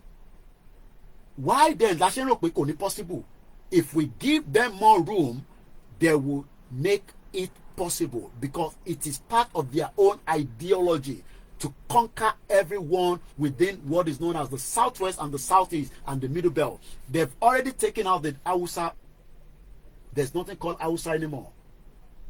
And everybody knows this, but we want to live in denial as if it is not going to happen. Ọlọ́run dáre sọ pé that is what they call invasion. Àwọn tó bá ti invade èèyàn, ìtọ́ máa ń ṣe nìyẹn, invaders. And wọ́n máa ń wá lóru, wọ́n máa ń wá lọ́sàn-án nígbà míì, kódà wọ́n máa ń wá láàárọ̀. Wọ́n jíyàn gbé láàárọ̀, wọ́n jíyàn gbé lálẹ́. Ó dà ẹja fi jíjí gbé sílẹ̀. How many Yoruba people ló lè sọ pé òun lè boast of their own economy ní inú yàrá ẹ̀ lálẹ́ yìí? Gbogbo àwọn tó lówó gan wọ́n àti dolóṣì. Gbogbo àwọn tó jẹ́ ọmọ Yorùbá tó lówó tó yẹ pé wọ́n ń ṣòwò, wọ́n ti di oníbàárà. It is part of the invasion. So it's not about the people in the farm. Nìkan ló máa feel it. Even those of you that are not in the farm are going to feel it. And many of us that are diaspora are already feeling it, because we are not free to return home as we would have loved to anymore. Even though some have returned, but the chances that when they want their medical, they return back to UK and they go to America. You know why? Because ẹ̀yin ti rí ìwé gbà. Ṣé Abdullahi, mo lè sọ pé Abdullahi láàárọ̀ ọ̀la máa gbọ́ ọmọ ẹbọ ní London kó wá gba treatment? Why are we selfish? Kí ló dé táwa wà selfish? Torí pé wọ́n ní British passport, òun ní indefinite stay. Tó bá lọ, tó bá ti fi pé ara ẹ̀ ti ń ṣe kẹ̀tẹ̀kẹ̀tẹ̀ wàá ra ticket látara pé gọ́ọ̀mẹ̀ntì ṣì ń support. Àìmọye Yorùbá tó yẹ pé wọ́n níwèé tí gọ́ọ̀mẹ̀ntì fún lówó níbí báyìí, wọ́n ní right o. I don't think some of you understand this game of the diaspora. Tọ́ ma sọ fún yín pé pray for Nigeria. Ẹlòmíì wà Nàìjíríà ó ti ṣiṣẹ́ débi pé wọ́n sanwó fún, ó dẹ̀ ń fowó yẹn gbádùn ayé ẹ̀ nínú Nàìjíríà. Á dẹ̀ máa sọ fún ẹ̀yin tẹ́ wà ń bẹ̀ pé ẹ má má dá Koiki lóhùn, wọ́n pọ̀ bẹ́ẹ̀ o. It is their right to get that money from whatever means, either through their pension, either through whatever means, I don't know. So these are the set of people that will tell you it will be well. Why did Akeredolu did not go to Ondo General Hospital? Kí ló dé tó sá lọ sí Germany? Oh, so òun ò fẹ́ kú, bọ̀ ikú padà pa. You can see why we are saying that these people are smart. Gbogbo wọn lọ ní foreign passport. Sàràkí bá fẹ́ gba treatment nísìn kò ní ìgbà nínú Nàìjíríà. Tó bá náà ń gba treatment nínú Nàìjíríà tẹ́ ń ṣe blood pressure, wọ́n ti gba original one abroad. Wọ́n kàn ń ṣe yẹn because àwọn ni tortoise, àwa ni irin tó ń pè ní elephant. Gbọgbọgbọ ingwo. Tẹ́ bá lọ wo meaning ẹ̀, mo ti ṣàlàyé fún yín. Bàbá fraud ni. Àwa ló yẹ ká máa tẹ̀ wọ́n rí. Because the elephant bá jáde, tó bá bí bàbá ẹ̀dá, gun ní go, kò ní ràn. Ó máa tẹ̀ rí ni. Wọ́n wá lo ọgbọ́n ìjàpá. Àwọn ẹ̀ máa sọ fún wọn pé a máa tún ṣe campaign. Ó dà máa fún wọn ní fìlà tó máa lọ ṣe 5 million. Ìwọ náà jẹ tiẹ̀ níbẹ̀. Ìwọ nìkan ló gbádùn ẹ̀. Èmi ò fẹ́rù yẹn. Mo fẹ́ government tó ń ṣiṣẹ́ fún gbogbo èèyàn. Government tó serve èèyàn, tó serve èèyàn kan, tó serve èèyàn méjì. Tẹ́ máa wá lọ máa gba SS. Tẹ́ lọ máa gba SSA. Tẹ́ lọ máa ṣọmọ ọ̀dọ̀ pẹ̀lú wọn. That is not how a country operates. So let's go back. So some idiot in the southwest were doubting his possibility. Ọlọ́run ló ní kí bàbá wa Olóyè Ìgbòho kó gbórí síta. Wọ́n wá wo pé ọmọ Amadu Bello sọ fún wa pé bọ̀bọ́ kan máa jáde tó ń pè ní Ìgbòho. Because wọ́n ti gbàgbé pé àwọn onílẹ̀ ò ní fẹ́ àwa sílẹ̀. Lóòótọ́ àwa ti fi wọ́n sílẹ̀ bọ̀ kò ń ṣẹjọ́ wa. Ìtòyìnbó sọ fún wa nìyẹn. Òyìnbó ló ní tó bá ti ń tẹpo sórí Ògún máa sá síbẹ̀, má dúró síbẹ̀ rárá torí pé ọmọ Jésù nìyẹn. Tó bá ti ń dífá má súnmọ́ wọn torí pé mùsùlùmí nìyẹn. Àti wá fi òtítọ́ sílẹ̀, àwa lọ ń gbá nǹkan míì dọ́wọ́. And that killed our morale. That killed our true spirit. Ìyẹn la ṣe ń bá àwọn èèyàn sọ̀rọ̀ tó gbọ́. Wọ́n ṣe máa gbọ́ bàbá Adébóyè ò ti sọ̀rọ̀. Àwọn èèyàn sì ń dúró pé kí bàbá Adébóyè sọ pé Nàìjíríà ò ní ṣiṣẹ́. Bàbá sì ń sọ̀rọ̀ in parables. Àwọn wòlíì tó kù ń sọ̀rọ̀ pé Nàìjíríà máa pín. Àwọn kan ní ká má tẹ̀ believe in whatever their prophecy. Ṣé ìwọ náà o kó kẹ̀lẹ̀bẹ̀ sójú? O rí pé Nàìjíríà ò ṣiṣẹ́ látijọ́ tó ti ń bọ̀. This is the reason why tí wọ́n ṣe fẹ́ dá sọ̀rọ̀ Yorùbá nation, because wọ́n mọ̀ pé òun ní ọ̀nà àbáyọ tó máa yọ wá kúrò nínú conquest of this bastard already láti gbẹ̀mí kúrò lára wa. Wọ́n sun Dèbérà lọ́sàn-án gan, kò ń ṣalẹ̀ ọ̀sán gan. Wọ́n da petrol sí ẹni tó pa sọ pé òun lòún pa. Níbo ló wà lẹ́ni nísìnyí? Kò sẹ́ni kankan tó mọ ibi tó wà. Ok, ìyẹn jìnnà sí yín. Ibo ni Wàkílù Iskilu wà? Iskilu tó pa àwọn èèyàn tí ó jẹ́ kí Ṣèyí Mákindé sọ pé òun gangan ló yẹ kó fún ní ibi tó yẹ kó máa dé mọ́ pẹ̀lú chain tó ní lè sá lọ. Wọ́n máa invade Abolongo prison. Ọmọ Yorùbá ti gbàgbé. Wọ́n invade Abolongo prison. Wọ́n pa àwọn èèyàn. Wọ́n gbé Iskilu Wàkílù lọ. And today Kuje prison wọ́n break it. Why are we stupid? Ṣé òmùgọ̀ ni wá ni? Oh, ìwọ náà ṣì ní mission ní Nàìjíríà. Ìwọ béèrè ní because tẹ́ ẹ bá support Yorùbá nation that means ẹ ṣì ní mission. Ẹ̀yin náà ṣì ní mission kankan tẹ́fẹ́ lọ fi di Nàìjíríà, tẹ́fẹ́ lọ di politicians. Àbí? And we will not give room for that anymore. Àwa la máa sọ fáwọn èèyàn wa pé àwa ni elephant olórí burúkú gbogbo ẹ̀yin tó kù. Ẹ̀yin ni tortoise. Ẹ lè wá lu ọgbọ́n ìjàpá yín lé wa lórí mọ́. Wọ́n ń kọ́wọ́ fún àwọn governors ní every month. Kí ló ń fowó ṣe? Kí ló dé tí owó yẹn tó ò bá wà enough? Then ẹ pull out kúrò nínú union yìí now. Union yìí ò gbé wa. So let's continue. Today have we not reached the sea?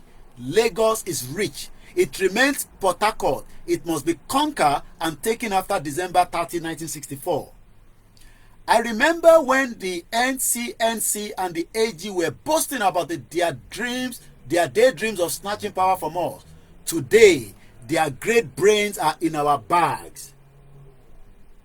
Do you understand what that means? Gbogbo ọpọlọ ọmọ Yorùbá inú báàgì làwọn kó sí. Gbogbo ọpọlọ àwọn Ìgbò inú báàgì làwọn kó sí. Why are we then playing stupidity? Kí ló ń bà wá lẹ́rù? Kí ló ń fò wá láyà? Kí ló ń já wá láyà? Ó kí a fẹ́ kú. Pẹ̀lẹ́, èmi náà fẹ́ kú, kò sẹ́ni tó fẹ́ kú. Kò sẹ́ni tó fẹ́ kú. But àwọn tó máa pa wá ti wà lẹ́nu ọ̀nà. That is what Professor Wole Soyinka said. What do we do now? We have to mobilize. I'm mobilized lọ́wọ́ ni. Ẹ̀yin tẹ́ ń sọ pé à ń pariwo tó lójoojúmọ́. Mo ń mobilize ni. Mo ń mobilize àwọn sójà lójoojúmọ́. Débi pé tá a bá ti sọ pé gbó yẹn báyìí. Airport shut down. Port Harcourt shut down. Gbogbo shut down. But tá a bá mobilize dáadáa, tá a bá jáde, we will fail and they will destroy us. And they will make sure that ọwọ́ wọ̀ tẹ ìkúdà yẹn forever again. Let's fight. Kọ́wọ́ wa tẹ̀ kúdà ká wá ṣe tó ń wà lórí ilẹ̀ wa. Ẹni tó bá wá bí da nígbà yẹn kó wá jíyàn gbé lọ́sàn-án gan, kó wá jíyàn gbé lálẹ́, kó wá jíyàn gbé lóru. Ṣé mọ̀ pé àwọn èèyàn ń ṣiṣẹ́ night nílùú yìí ni? Iṣẹ́ night náà máa wà nílẹ̀ Yorùbá. Fáwọn tí wọ́n ní sùn technology. Ṣé mọ̀ pé UK is one of the most country tó ní CCTV tó pọ̀ jù. For ẹ mọ̀ pé gbogbo bí ṣe ń record àwọn èèyàn yẹn wọ́n ò lè sọ pé kí n má record. Tí crime bá ṣẹlẹ̀ ní gbogbo bí tí mo ti record, ọlọ́pàá mo gbọ́dọ̀ fún ní gbogbo footage mi kọ́ rí lò. Why are we like this? Ká tẹ̀sọ́ pé àwọn tó wà nílé understanding yẹn ó kéré díẹ̀ ẹ̀yin tẹ́ wà lábúrọ̀dì nǹkan ẹ mọ bó ṣe ń lọ náà. Koiki mi ò fi dá sọ̀rọ̀ yẹn o wàhálà gbogbo yẹn ti pọ̀ jù bọ̀kó tó gbàwé máa ṣe wàhálà. Ó rántí pé gbà tó máa gbàwé yẹn l'Amẹ́ríkà ó ṣe wàhálà náà. Ìgbà tẹ́ máa gbàwé Canada yẹn ṣe wàhálà. Ìgbà tẹ́mi náà máa gbàwé mi mo ṣe wàhálà mo náwó. Ẹlòmíì ná £40,000 pé kó fi gbàwé Ọlọ́run dẹ̀ fún wọn. Ẹlòmíì ti ná £60,000 kò tí ì rí wọn yẹn gbà. Ẹlòmíì mo sì ríyàn kan tó bẹ̀ mí pé ti bá rẹ̀ tóun lè fẹ́ ìyàwó wà nílé ó ní ẹni tóun lè fẹ́ kóun fi ṣèyàwó kóun fi lè gbàwé. Ṣé ẹ wá fẹ́ ṣe wàhálà fún ìran yín ẹ wá ní kó lóye máa tẹ̀síwájú àmọ́ ẹ máa wò látẹ̀yìn kò dáa ẹ má yẹ ká ṣe yẹn. Koiki bọ́ gbogbo tá à ń gbọ́ nípa ẹ kí lẹ ń gbọ́ nípa mi kí lẹ mọ̀ nípa mi mo ń béèrè ni kí lẹ mọ̀ nípa Koiki. Àwọn tó ń sọ̀rọ̀ àwọn ò rí wọn nínú Nigerian community náà. Mo mọ àwọn tí mo lè tọ́ka sí pé nígbà tá a wà nínú Nigerian community mo lè tọ́ka sí heritage mo lè tọ́ka sí gbẹ̀du. Ẹ mọ̀ wọ́n náà they were not in the Nigerian community. Èmi wà nínú Nigerian community for more than 10 years nílùú yìí. Ṣé kí lọ mú àwọ̀tọ̀ fún mi wá? Kò sí bó ṣe fẹ́ dárúkọ Koiki nínú ìlú yìí wọ́n máa bèrè pé ṣé Koikimedia tó ń ṣe media. Mo tún sáàbù èèyàn kan mo fẹ́ dárúkọ ẹni. Ọ̀fẹ́ ni mo bá ṣiṣẹ́ yẹn bí a lọ fún mi ní £1. Ó sì send the forwarding message sí mi. 8 years ló ṣe pẹ̀lú gọ́fmẹ̀ntì wọn tí wọ́n ṣe lọ́wọ́lọ́wọ́ tó fi tán nígbà tí Buhari àti Ọ̀ṣínbàjò ṣe tán. 8 years ló ṣe pẹ̀lú gọ́fmẹ̀ntì yẹn kó jáde kó sọ pé Koiki mo fún ẹ lówó rí. Yes ẹni fún mi lówó ó fún mi lówó ẹ bèrè pé báwo ló yẹ fún mi lówó nígbà tí mo lọ Nàìjíríà ó ní kí n máa jẹ pepper soup mo ní mo mind. Why are we like this? So gbogbo àwọn tó máa ń sọ fún yín nísìnyí pé àwọn ọmọ Koiki wọ́n ọmọ jack shit irọ́ lọ́pàá. Ìtọ́kọ̀ mọ̀ ni pé Yorùbá nation ó fẹ́ sọdọ̀ lówó. Ibi tí yàrá ti ṣe kọ́ ló máa ti jẹ ìyẹn ló ń dùn ẹ̀yin. Ṣé ìyẹn ló ń dùn yín? Ẹ̀yin tẹ́ ẹ̀ sí nínú community àwa ṣiṣẹ́ community ni tọkàntọkàn ni mo fi ṣiṣẹ́ Nigerian community nílùú yìí for 10 years wọ́n sanwó fún mi. And I'm proud to have done it. Will I do it again? Láíláí. Kò sí nǹkan kan tó ń ṣe nínú Nigerian community àwọn náà ní pè mí. Kò sẹ́nìtì tó fẹ́ ṣe nínú Nigerian community kí ló kàn mí but I am still cordial relationship with every single one of them but I don't want to be involved in anything called Nigeria anymore. Èyí tí mo ṣe ó wà ń bẹ̀ rẹ́kọ̀dì mi wà ń bẹ̀. Tẹ́ bá mọ Àbíkẹ́ Dábírí ẹ kò súnmọ́ kẹ́ ní ṣó mọ Koikimedia. Plateau State Governor ìyàwó Governor Kwara Abdul Fattah she was working in the High Commission before. Ṣé kí tó máa dárúkọ Ṣèyí Mákindé tẹ̀ ń sọ yẹn wọ́n bẹ̀ mí ni nígbà tí Ṣèyí Mákindé di governor pé ká wá cover lẹ́gbẹ̀ẹ́ hotel tó wà ní very close to O2. Àwọn wọn wò mí náà wọ́n mọ tí mo sọ ọkọ dì náà yẹn. Ṣèyí Mákindé fún mi lówó nígbà tó wá sí London. So careful gan. Ẹ̀yin mọ Koiki bó lẹ ti mọ Koiki. Ẹ̀yin tẹ́ ẹ̀ sí nínú community. Ẹ̀yin tẹ́ ẹ̀ serve community tí community nídìí gbogbo wa nígbà yẹn ẹ̀ serve community. I was proud to have served the Nigerian community and I never regret it. But nígbà tí mo mọ̀ nìyẹn. Nísìnyí tí mo ti wá mọ̀ pé fraud ní Nigeria. The only thing I can do is to pull out. And that's the reason why Tashe wà lẹ́nu iṣẹ́ yìí. Sẹ́yìn tẹ́ wàá rò pé mo ní mo ṣe 10 years nínú Nigerian community kò sú mi kò rẹ̀ mí torútorú màá wọlé ìyàwó mi àníṣọ́ sanwó fún ẹ̀ màá ní wọ̀sán wá ní o tún máa lọ lọ́la màá ní màmá rò tó bá tún pè mí mo tún lọ. It was not about the money. Torí pé púpọ̀ nú àwọn tó ń sọ̀rọ̀ yẹn wọ́n ò rí owó rí. Ẹni tó bá dẹ̀ rówó rí owó máa jọ́ lójú. Ẹni tó bá rówó rí owó máa jọ́ lójú. So tó bá ń gbọ́ owó yẹn nìkan náà wò. But some of us serve the community. Pé mo máa kọ́kọ́ darapọ̀ mọ́ Nigerian community mo tẹ̀lé wọn lọ sí Scotland ní Glasgow níjọ́ náà lọ́hùn. Màtí wàá gbàgbé orúkọ bọ̀bọ̀ yìí. Ẹ̀gbọ́n yẹn ó fẹ́ lọ contest ní Ọ̀ṣun state nígbà yẹn. Kìíní kan oyè lóyè or something like that. Ẹ jẹ́ n Google orúkọ ẹ̀ public figure ni.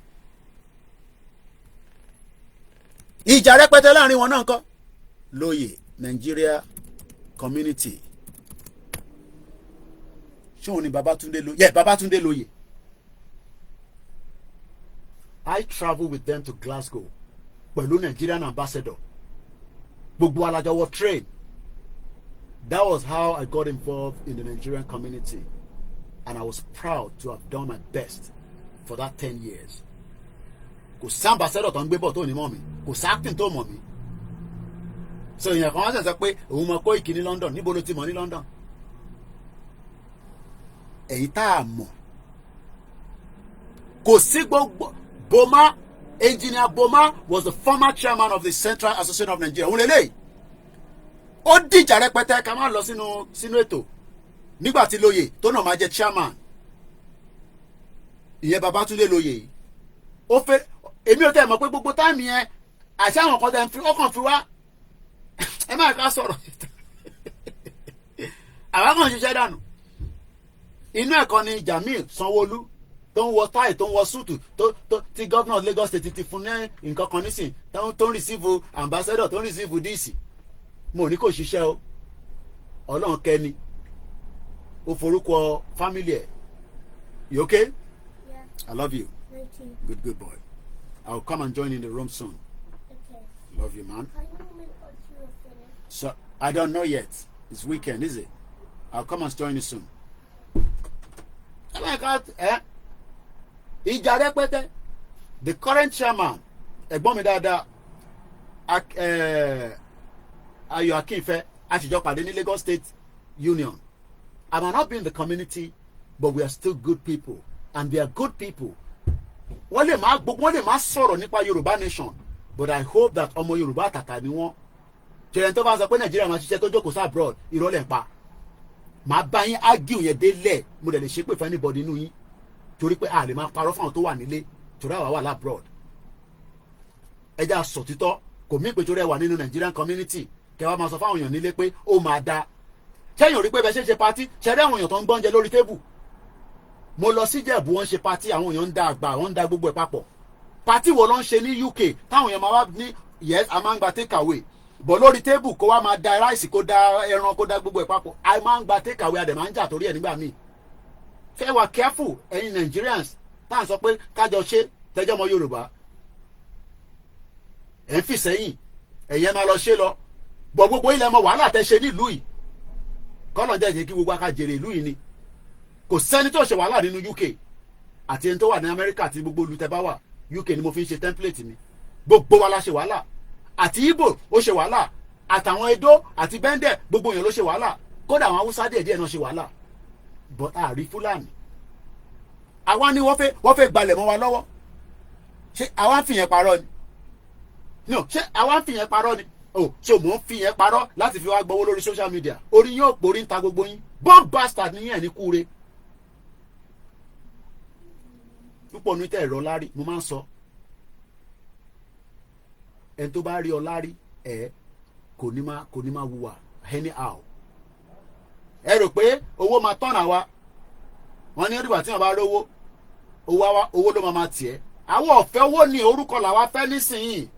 Àwa náà fẹ́ kọ́ máa pè mí bí bàbá owó lọ́wọ́. Àbọ̀dẹ̀lẹ̀ yín ni. Kò ń ṣẹ́yìn tẹ́ ń gbọ́ prógámù àwọn òmùgọ̀ tó ń sọ̀rọ̀ tá à ń sọ fún pé ọ̀rọ̀ Yorùbá nation òun gangan ló jẹ́ kó jẹ wá lógún. London ni gbogbo àjọ wà. I've lived there for 24 good years and I'm proud to have served the Nigerian community. Púpọ̀ àánú yín gan serve Nigerian community. Ṣèbí mo mọ gbogbo tẹ́ ẹ̀ ń ṣe nínú Nigerian community. Ẹni gbàyàwó níyàwó. Ẹni ṣe this, ẹni ṣe that. Ẹ wà careful. Bí ọkùnrin bá sọ̀rọ̀ pé Yorùbá nation kan ká lọ shut up. Àfi tó bá dorí desk mi. Màá wọ́ yín jáde níbikíbi tẹ́ bá wà. Àfi kẹ́ ya shut up ẹnu yín. Ṣé bẹ́ẹ̀ ṣe ń ṣe councillor, tẹ́ ń ṣe MP, tẹ́ ń ṣe senator, ṣe senator níbi MP, tẹ́ ń jẹ councillor. Ṣé bọ́ ṣe ń ṣe ní Nàìjíríà nìyẹn? Ṣé bọ́ ṣe ń ṣe ní Nàìjíríà nìyẹn? Gbogbo wọn náà dẹ̀ là ń welcome tó bá dé. Gbogbo 10 years yẹn bọ́ ṣe ń dé, a gbé wọn lọ sí parliament. Ẹjọ́ yìí náà ni wọ́n máa rojọ́ kò sí kankan tó mú jáde. Tó bá náà ṣe business summit láti bíbá lọ sí Nàìjíríà, ẹni mi ni mo sọ pé fraud ni. fraud fraud tó bá bíbá bẹ́ẹ̀ni ọ̀hún yìí dà kẹ́ sọ pé kò ń ṣe fraud máa wọ́ gbogbo yín síta lórí social media ẹ̀ ní kúure fraud ni gbogbo tẹ́tí ṣe tí mo wà for 10 years kí ni reflection ẹ̀ ní state kankan nílẹ̀ Yorùbá ìyẹn lẹ fẹ́ káà máa ṣe káà máa ya picture yín káà máa fídíò yín kẹ́yìn máa lọ máa fi wá gbowó ní ọ̀dọ̀ àwọn olóṣèlú ó bẹ́tà kẹ́ jókòó sí sideline. Let's come back. I still hope that it will not be long when Okpara, Adegbero, and Aminu Kano will come to beg. Osabaye and other Midwest leaders are halfway to us.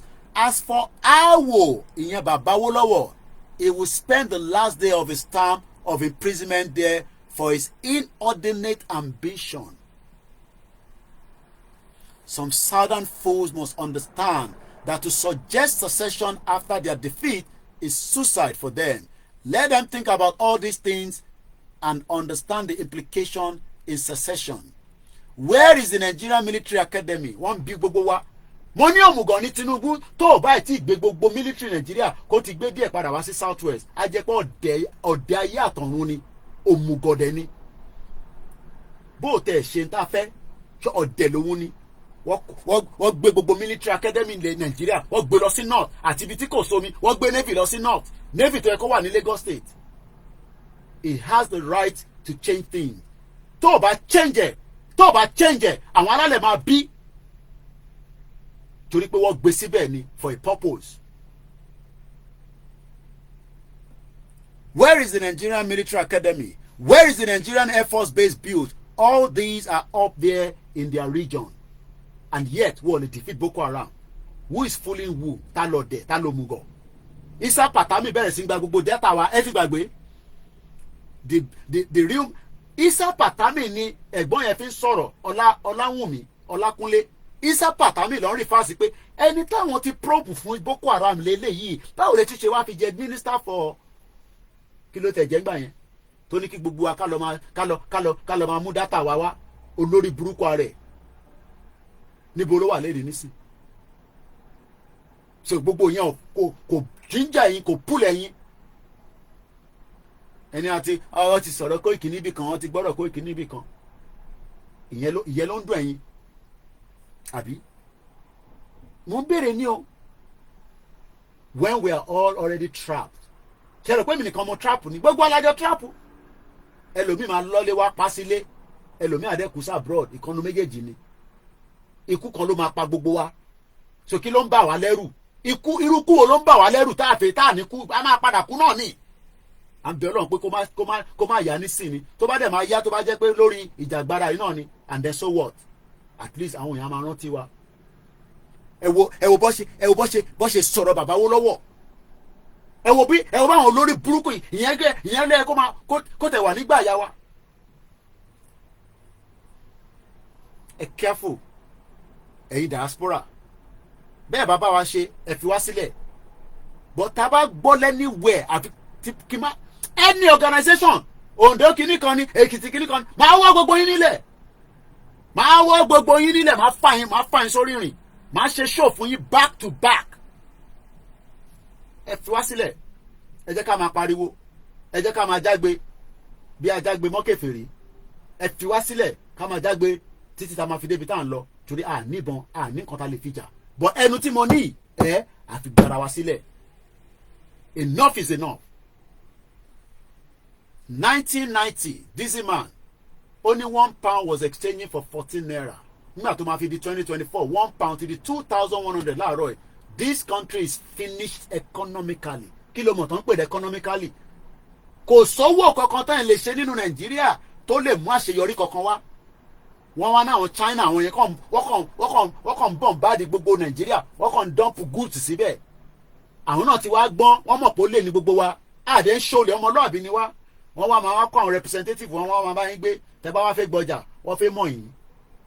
China tó kì í ṣe bẹ́ẹ̀ tẹ́lẹ̀ tẹ́ pé wọ́n máa ń release goods láyé àwọn bàbá yẹn wá bàbá yẹn ti fẹ́ wọ́n ti jẹun sókè gbogbo àwọn bàbá yẹn tipẹ́tipẹ́ ni wọ́n máa ń gba ọjà lọ́wọ́ Germany gbọ́jà lọ́wọ́ bíi nígbà táwọn èèyàn dáwó padà mọ́ lọ́nà dá kí ló ń ṣẹlẹ̀ ní Nàìjíríà à send container sí yín àwọn kan dáwó padà àwọn kan dáwó padà àwọn ẹ̀yà Ìgbò ṣe 419 ilé lórí bẹ́ẹ̀ làwọn Yorùbá náà ṣe gbogbo alájọ́ ń ṣe gbogbo yín wá gbajà àwọn kan fi establish wọ́n dẹ̀ sóríire lónú ẹ̀ àwọn àwárí yẹn ṣe ọmọ Yorùbá fẹ́ ra ó fẹ́ fi káàdì ẹ̀ ó fẹ́ fi ra nǹkan this man send owó sí mi nísìn ó send £100 mo ti wáyà £52.50 gan ni mo send sí Àṣàkẹ́ ìwọ wà ń lé nísìn orí pépà lò orí òde pé kí ló ń ṣẹlẹ̀ irú ìlú òfò lélẹ̀ tó bá tẹ̀ fẹ́ ṣe transaction tó need paper báwo ló ṣe fẹ́ ṣe technology nìyẹn sọfí pé gbogbo alamama ok nísìn dísì máa fẹ́ fún mi lówó màá kọ́kọ́ lọ mo mọ ibi tó ń gbé torí mo máa gbọ́ £100 lọ́wọ́ ẹ̀ màá wá ṣe wàhálà lọ. wọ́n ti pa ẹkọ́nọ́mì lẹ Yorùbá a lè ṣoríire pẹ̀lú Nàìjíríà ẹkọ́nọ́mì lọ́wọ́lọ́wọ́ ẹ̀ bó bá àwọn Tinubu kó lọ gbé Cardoso 20 wá wọ́n ń tanra wọn ni bóun kó gbé ní China díẹ̀ a ní Nàìjíríà ò favour wa economically. níbo ni pépà ti fẹ́ ṣe Nàìjíríà a ní kò ń ṣe country à ń tẹ̀síwájú pé ká gba country tiwa ká lè wà independent away from this madness ẹ̀ ń believe in ti British sọ kò sí British ń ṣòwò ní kò sí ìdọ́kan British àwa lórí wa máa pé láti decide pé kí la fẹ́ gangan what do we want. mo kí gbogbo ẹni tẹ́ wà lórí ètò wọ́n béèrè pé where is the Nigerian Military Academy where is the Nigerian Air Force ẹ ti gbàgbé pé ọ̀pá torí lọ́pàá ló ti lé wọ́n wò pé bo lélẹ̀ ti wá kẹ̀ àwọn náà lọ train in the 55 years of Nigeria independence wọ́n ever réyàn bíi Tolúlọpàá ló ti lérí ọmọ okun gidi tẹ́lẹ̀dùmarè bá wa bless wọ́n mú wọ́n pàdánù at 24 years old ara ọ̀tá ẹ̀gbà tó ń ṣe dọ́tà tiẹ̀ kò ń ṣọmọ tó bí náà tó bá rárá ṣe máa tẹ́ o mọ̀ pé Ayọ̀wọ́lá bá mi ṣe tọ́pa lórí BRT ó sì ní ìyá oníbàbà kò sí justice fún ọlọ́run ajá rí justice fún Mohbad mo kẹ́ ẹ Bukky Jesse ìyá dáadáa kò ní sú ẹ kò ní rẹ̀ gbogbo gbà ni mò ń wo program ẹ lórí àràbà máa báṣẹ́ lọ ẹ̀yẹ́ máa báńgù yẹn bọ̀ àwa náà ń báńgù kan bọ̀ gbogbo á pàdé lókè lágbára ọlọ́run gbogbo ẹni tí ikú pa nínú Nàìjíríà la máa make sure pé justice wá fún wọn lọ́jọ́ iwájú kí ló dé tẹ́lẹ̀ yóò charge kẹ̀ láìla kò wọnú dáadáa lẹ́yìn health in charge nísìn. Don't let anybody fool you pé there is hope in Nigeria hope òfowó hope 93 bó ló wà mò ń bèrè ní o MK Abiola hope 93 níbo ló wà. After the election, we will call upon our leaders to make a northerner the leader of the Nigerian army. Lóòótọ́ Tinubu change hierarchy yẹn díẹ̀ bọ̀ ṣe fi pé wọ́n ń gbọ́ sí lágbájá lẹ́nu ṣèbéyàn kan lòun mò ń bèrè ní ṣèbéyàn kan lòun. Do you know how many people will be looking at him and say orí ẹ̀ ò pé decision tó bá take àní follow ẹ̀ they're not gonna follow it. Jumoke Oyeleke no justice Balaji Fatai Adogan no justice mélòó lẹ́ẹ̀ ti pa náà lọ́spítù no justice. Those who propose Ironsi are daydreamer.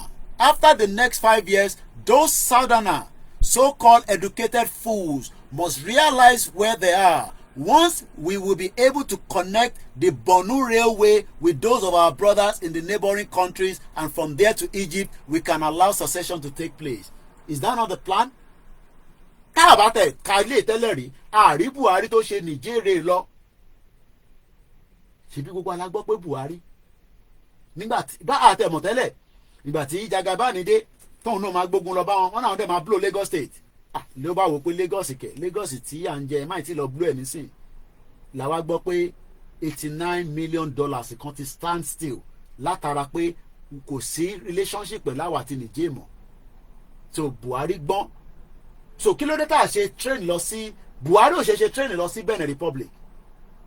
Àwọn ọmọ Yorùbá ṣe jọmùgọ̀ báyìí àdé ń ṣòmùgọ̀ bọ̀ àyà wa ń já ẹlòmíì tó yẹ pé ikú diabetes ló máa pa ẹ́ kúkú jà nísìnyí kó kúkú mọ̀ pé tó bá ní kú tó kú yẹn wọ́n ní kò ń ṣe kú diabetes ló pa o ó kúkú fún ìrun ẹ̀ ikú kan dẹ̀ nípa wá bẹ́ẹ̀ má máa bẹ̀rù ikú mọbi tó fẹ́ lọ atẹ́gùn ikú mọbi tó ń lọ á wọlé pa gbogbo ẹ̀yin olóṣèlú tá à ń sọ fún tẹ̀dá wa lóhùn á wọlé pa yín lẹ́yọ kọ̀ọ̀kan ni ikú máa wọlé pa yín ni bẹ́ẹ̀ ni prophet nasiru sọ ikú máa wọlé pa yín ni bẹ́ẹ̀ bá ń ṣàdúrà pé kúkú má pa yín ẹ̀yin gangan ni ikú máa wọlé pa nítorí pé ẹ̀ ń dìlé ìrìn àjò yìí ju bó ṣe yẹ lọ. The whole of Nigeria structure can collapse tonight. bó lòṣì nìyí olè dẹ̀ nìyí jẹgúrújẹrá nìyí ẹ̀yin nìkan fẹ́ máa jẹ jọ̀ǹtọ̀ ẹ fẹ́ máa jẹ chicken ẹ fẹ́ máa sùn nínú air condition inú ooru làwọn èèyàn mi wà nínú ilé nísìn ní gbogbo ilẹ̀ Yorùbá kò síná atẹ́gùn gan fẹ́ lọ títí mọ́ gbàtẹ́ ẹ̀ ṣe gbogbo ètùtù tó yẹ ká ṣe lórí ìlú kọ̀ọ̀kan ló ń ṣètùtù kò bà ẹ̀sìn kankan jẹ́ kò bà ẹ̀sìn mùsùlùmí jẹ́ kò bà ẹ̀sìn kìrìsìtẹ́nì jẹ́ àwọn òyìnbó ló da gbogbo ẹ̀rú because ìlú kọ̀ọ̀kan ló ní àwọn ètùtù tó yẹ ká máa ṣe. Our export could be sent through that way thanks to Allah that Kanji Dam will soon be completed. It is up to Taka to come back or face what we follow when we achieve our aims. We must do anything possible to win the coming jihad. I don't think some of you know. Ṣé mo tán pè ní jihad? Àwọn fẹ́ kú ni àwọn kíá, but àwọn ò fẹ́ kú. Àwa máa ní Koiki ọ̀rọ̀ tẹ́ ń sọ láti last year náà ni ọ̀dẹ̀ nìyí. A gbọ́dọ̀ sọ̀rọ̀ yẹn a máa sọ títí tá a máa fi délẹ̀ lérí ni. If tá a bá délẹ̀ lérí a gbọ́dọ̀ make sure pé gọ́ọ̀mẹ̀ntì wa kò sùn dáadáa débi pé tó bá sùn ká fọ́ etí gbogbo ẹni tó bá wà níjọba kádìkọ́ resign. À ń fẹ́ gọ́ọ̀mẹ̀ntì òfò lọ́jọ́ iwájú. À ń fẹ́ gọ́ọ̀mẹ̀ntì tó yẹ pé tó bá gbógun wá bọ́mọ Yorùbá kó má gbé helicopter kó pa gbogbo wọn dànù lẹ́sẹ̀kẹsẹ̀.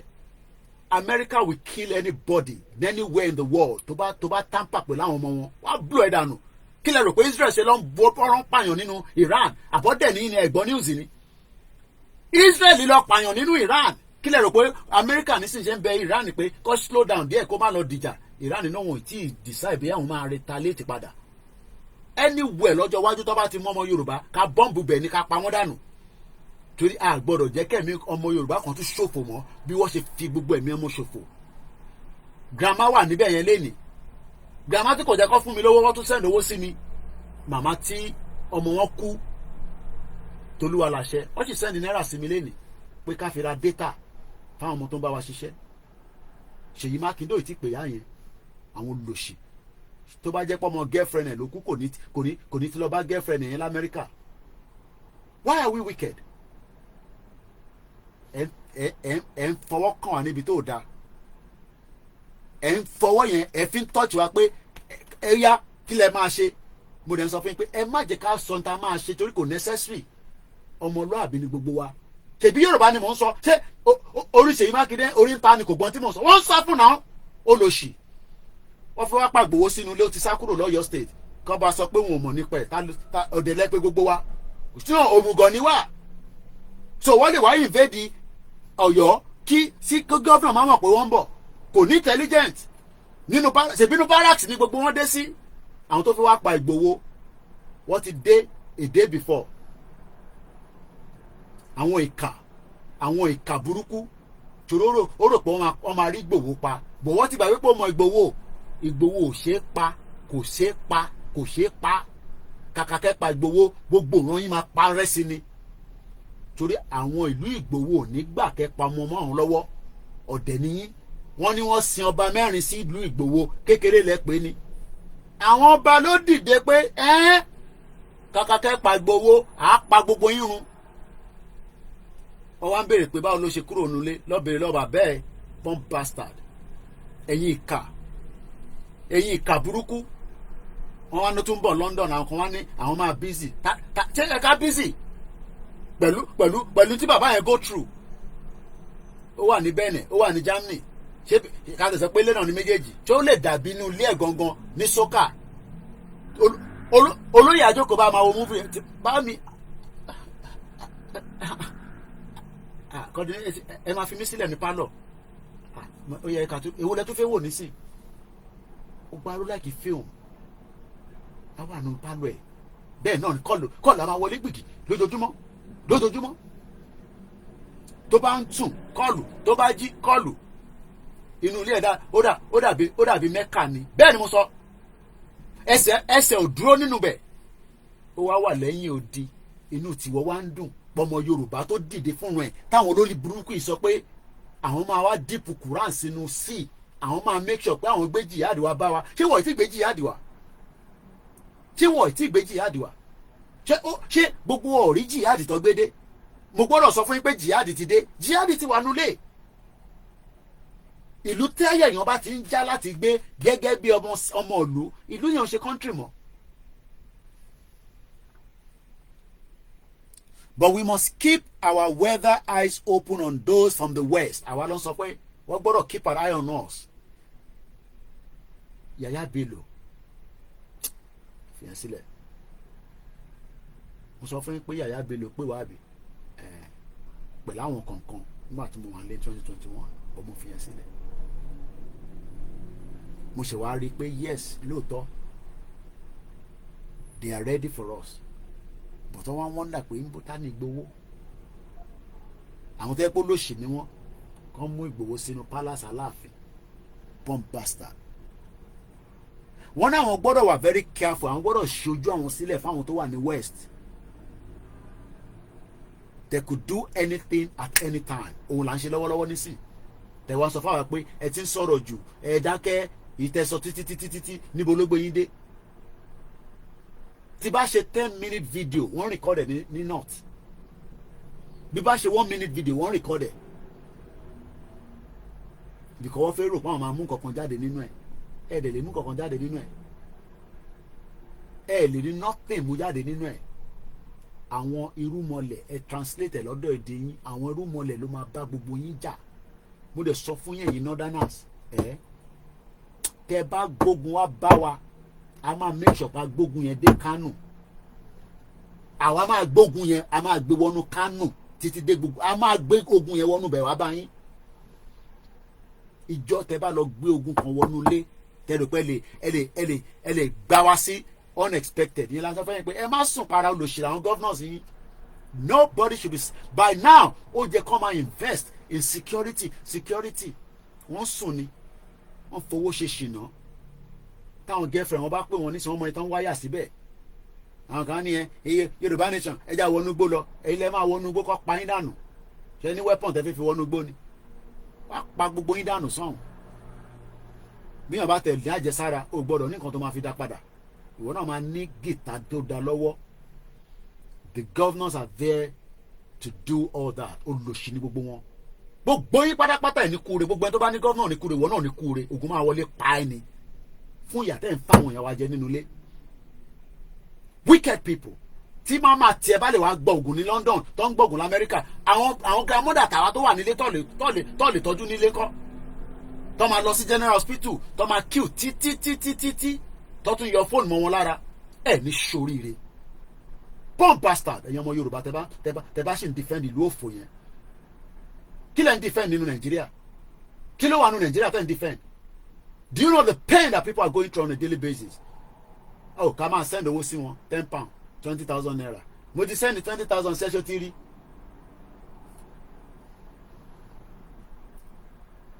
We must not take things for granted. Àwọn northerners sọ pé ká má take things for granted. Àwọn kan ní ẹ ti sọ̀rọ̀ jù kìnnìkan.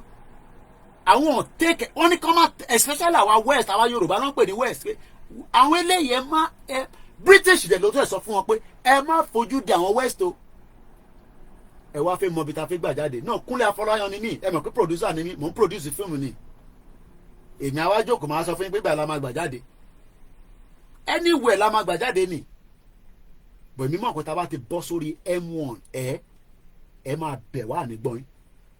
Ta bá ti jọ wà lórí M1 yẹn, lórí mọ́tòwé yẹn, ẹ bẹ̀ wá ànídá yín lóhùn mọ́. Torí pé the pain is just too much. Kò ń ṣe pain àná láti ìgbà tí a ti padà sí democracy òfò ní 1999 látòrí bàbá òfò Ọbásanjọ́, àwọn bàbá olè, àwọn kan ní bàbá yẹn ṣiṣẹ́ ẹ̀ ní ṣoríire. The bomb bastard. Àti Yar'Adua yẹn kú dànù. Pọ̀lọpọ̀ ìṣòwò rẹ̀ ìyẹn ti kú sí Germany. Ìyàwó ẹ̀ Túré Yar'Adua olóṣì ó fẹ́ di president. ọpẹ́lọpẹ́ Sowore tó kígbe síta pé Yar'Adua ti kú sí Germany o. ìyẹn lọ́sẹ̀ ní pé Buhari kú àkọ́rí fáàtì Buhari dáadáa ní bọ́n Nnamdi Kanu náà ti kú. ìyẹn mo ṣe máa ní dead or alive àmọ́ bí ó wà láyé bó ti kú àwọn kan ní ká ṣe DNA ìbọ̀lẹ̀ ti máa rí DNA. ta ló tún wà ń bẹ Jonathan Omugo PhD holder yẹn kàn mọ tí yóò ní gbogbo CBN ló sílẹ̀ fún wọn wọ́n jalè títí tèbó lè yẹn náà ní Fáyọ̀ṣe olórí burúkú olè tó ń ṣe kéèsì lọ ẹ̀ ń ṣe kéèsì láti 2007 ẹ̀yin ẹ̀kan bá jí búrẹ́dì nísìnyẹn da petrol sí ẹ̀ pàdánù ẹ̀yin olóṣì nígbà tí Fáyọ̀ṣe bá ń lọ ẹ̀ ṣe da petrol sí kẹsùn náà dànù kó kú dànù àkútúkù ẹ̀ lọ́rùn 6 billion kíní kan billion fa kéèsì lọ fà fake lọ́gbà àrí kéèsì ṣe. Let's complete the reading. wọ́n ní kó má fojú di àwọn West pé àwọn West yẹn gangan àwọn ló máa fún wa ní tough time.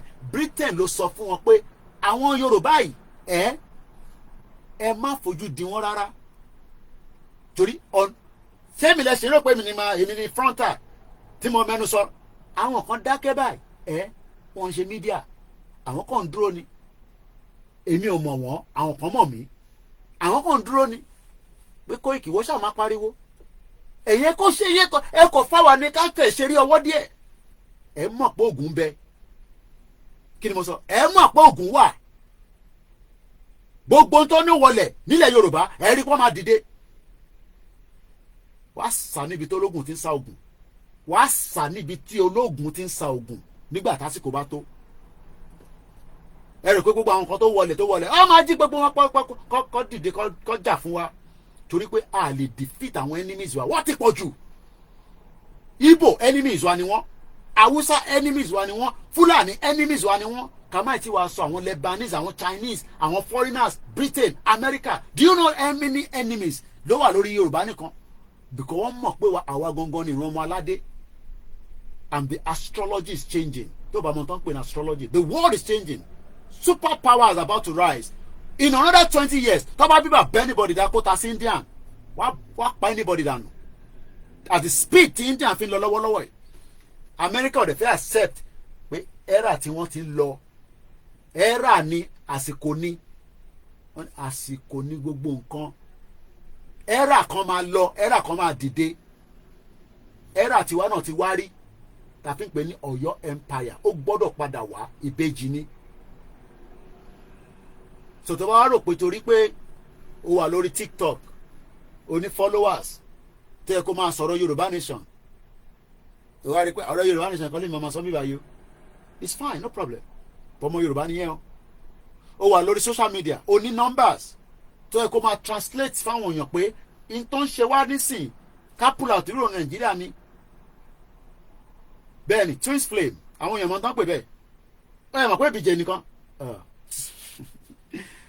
ọdún òmùgún pèlè ẹ̀fọ́ òun lọ̀rọ̀ tó wà ńlẹ̀ mo náà wà kan máa dífá ní gbogbo ìgbà àwa kan dẹ̀ máa ṣàdúrà a máa bẹ Jésù Kristi àwa kan dẹ̀ máa rán àwọn àfáà níṣẹ́ bẹ́ẹ̀ ni pé àní bọ́ńlẹ̀ Nàìjíríà kò ní exist for a very long time ó kù díẹ̀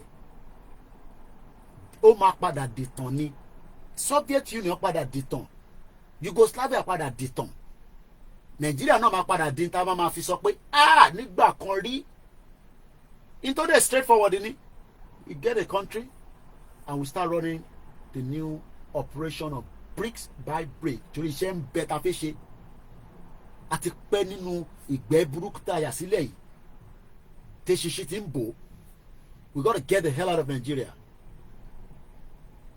bẹ́ẹ̀ni America is aging àwa ń ṣe research oríṣiríṣi lójoojúmọ́ the world is changing mo ní 20 years mo fún India 20 years ẹ lé wọn tì India tẹ̀rín yẹn 20 years ni mo fún wọn òun làwa ṣì wà níbi mo kí bàbá mi Kenny ọ̀sán mo kí sísítà mi 777 lórí Instagram. They have suffered us for too long and we have sacrificed for every one of them. Our hospitality, what they deny it. Lebanese wan jẹ gàba lé wa lórí nílẹ̀ wa Lebanese àwọn ìlú òfò tó bá ń lọ tí ẹ mọ̀ pé tẹ́ bá lọ sáwọn ìlú yẹn the way tó máa ṣe treat yín it's unbelievable. àwọn mẹ́tò ìwá sílẹ̀ ọ̀nà bọ́mọ mi ṣeré díẹ̀ turn 2 hours mo plan pé mo fẹ́ ṣe 2 hours kákọ̀ ṣe 1 hour tẹ́lẹ̀ ní níta ní ká ṣe fàájì tí bá ní strength máa padà wá if otherwise because a máa kà ìtókù lọ́la mo kí gbogbo ẹlẹ́ǹkan sí ọlọ́run ní fi ran Yorùbá sílẹ̀ ní ìjọ kíjọ ọlọ́run ní fi wá sílẹ̀ wọ́n ti suffer ran Yorùbá and the pain is just too much ẹnì kan ló mọ̀ ni ẹ wọ àwọn ìyá yẹn àwọn àgbàlagbà màmá wọ ẹlòmíì gba ẹ̀fọ́ struggle láti wọnú bus struggle ìlú òyìnbó dé Juliet thank you so much for joining gbà mélòó àwọn ìyá yìí kò jẹ́ kó wà pẹ̀lú wa mọ́ kọ́kọ́ wa máa bá wa ṣeré kọ́ lọ́kọ́ padà I gotta go now mo kí dizima lẹ́ǹkan sí gbogbo ẹni tẹ́ náwó sáṣàkẹ́ ẹ jẹ́ ká wrap it up owó tó kéré ní owó tó wá kò ń ṣe owó tó pọ̀ dizima ti fún ní £50 that's about 50 people ló sanwó ẹ̀yẹn ní Nàìjíríà at £1 each ṣẹ́gun ọ̀nà mo kí ẹ ó dẹ̀ fún wa náà another £50 pé àwọn tó ṣe rálẹ̀ Agége máa pè yín àmọ́ bá ṣe máa wáyà owó yẹn sí yín ìtẹ́ bá fẹ́ print kẹ́ print kò sí owó yẹn kọ́ lè mi máa ná mo níyàn kan pè mí mi tẹ̀ mọ́ kọ́ láti April wọ́n ti send message pé káwọn fún mi ní kankan I didn't say it America lọ́wọ́ ẹ imagine kíyàn fẹ́ fún yàn lówó láti April ìgbà tí mo wá rí lánàá mo kàn wá nọ́mbà kan ni mo wá rí mo dẹ̀ send message wọn ṣé owó yẹn ṣì wà available a dẹ̀ sọ̀rọ̀ there were few things he told me àwọn ọmọ Yorùbá ń bẹ l'Amẹ́ríkà that are doing very well àwọn kan fẹ́ jẹ́ ní orí lọ ṣe jẹ́ as politician nílé wọ́n fún wọn láyè ibi tí kò máa sọmọ nìyẹn bàbá yẹn padà sí Amẹ́ríkà ni genuinely àwọn kan wà lóòótọ́ tó fi lọ ṣiṣẹ́ nílé under politics nígbà tó bẹ̀rẹ̀ 1999 dẹ̀ mọ̀ pé ẹ mọ̀ pé democracy bí àtẹ́ pé we are back to things that can work ẹ wo Tinubu bó ṣe ń lo ọlọ́pàá I hope pé DSS tó mú wáyé I hope pé kò tí wàá nílé ju Bichi lọ bíkọ́ lórí burúkú ni Bichi mo kí gbogbo wa lẹ́ẹ̀kan sí I'm gonna go now Mr. Florence Talabi mo kí yín tí n bá lè dárúkọ gbogbo wa náà ni mo kí àfojúpẹ́ nìkankan rẹ níbí báyìí ẹ má wá sórí platform kẹ wá máa sọ fún mi bàbá òfò tó wá lẹ́yìn látẹ́lẹ̀ èmi ò mọ yẹn kọ́kọ́ rí o mo máa sọ fún yín o because èmi mo mọ risk tèmi wà nù ẹ̀ ẹ̀yin ò sí nínú risk àwa wà nínú risk bọ́ àgbà fọlọ́n pé Ọlọ́run máa fi ṣọ́ ẹ̀ṣọ́ wa so ẹ má wá tó wá touch wa níbi tí a máa sọ̀rọ̀ sí yín nígbà míì ìyẹn kan ṣe máa wá tó máa sọ fún wa pé ẹjọ́ tá à ń rò lójoojúmọ́ Paris TV mo kí yín if I can come back later like kókó ti mọ̀ mí I will but if I can't I will not mo kí gbogbo alẹ́ nǹkan sí this is like the 4th program tá à ń ṣe lẹ́nu back to back láti 6 o'clock tẹ́ bá lọ wo the first program is 6:30 ṣe ìlú láàárọ̀ ni kí lago wé nísìn aago mẹ́sàn-án we must not stop because a máa fi nǹkan ṣàlàyé fáwọn èèyàn ẹlòmíì ó lè jẹ́ nǹkan kékeré ló kàn máa gbọ́ pé ọ̀nà tó dé bọ́ọ̀dẹ sọ so mo dúpẹ́ lọ́wọ́ gbogbo ẹni tí ẹ̀ wà concerned and worried I understand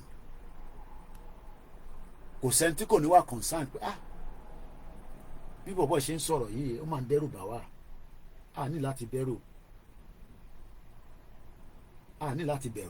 ẹ ṣé gan ni Mr.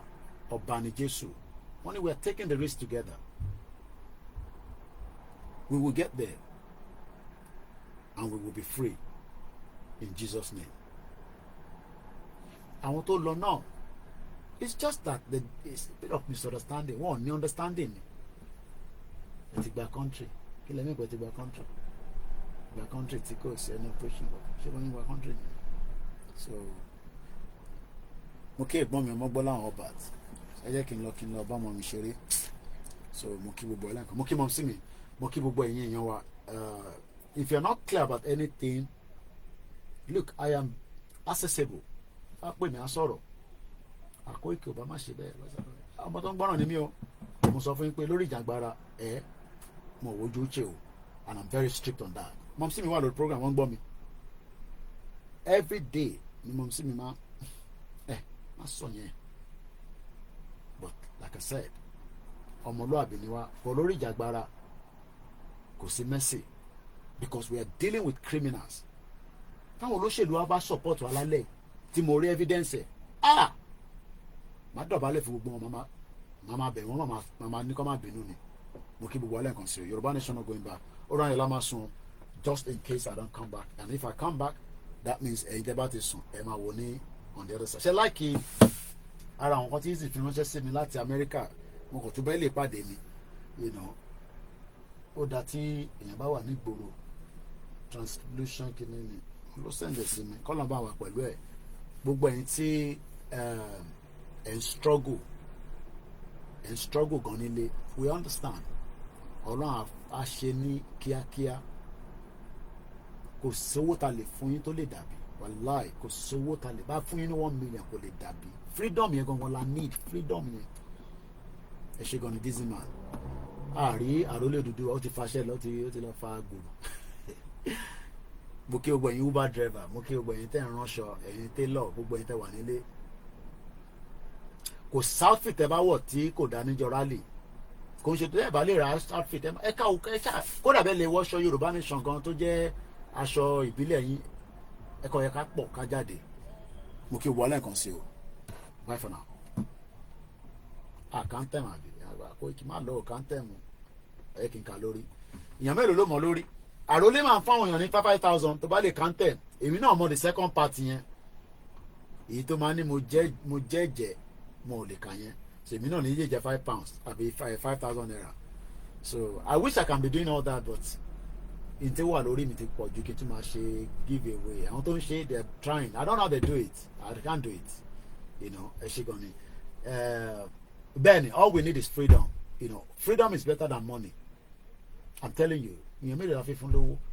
Government ló máa fún gbogbo wa lówó, ló máa support wa lọ́jọ́ iwájú.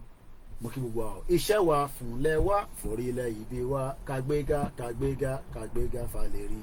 Ìgbàgbọ́ wa ni pé bàtí bẹ̀rù làbọ̀ mọ́, ká ṣiṣẹ́ kájọlá. Ìṣọ̀kan wa tòmìnira ní kẹjẹ́ ká máa lépa ìtẹ̀síwájú.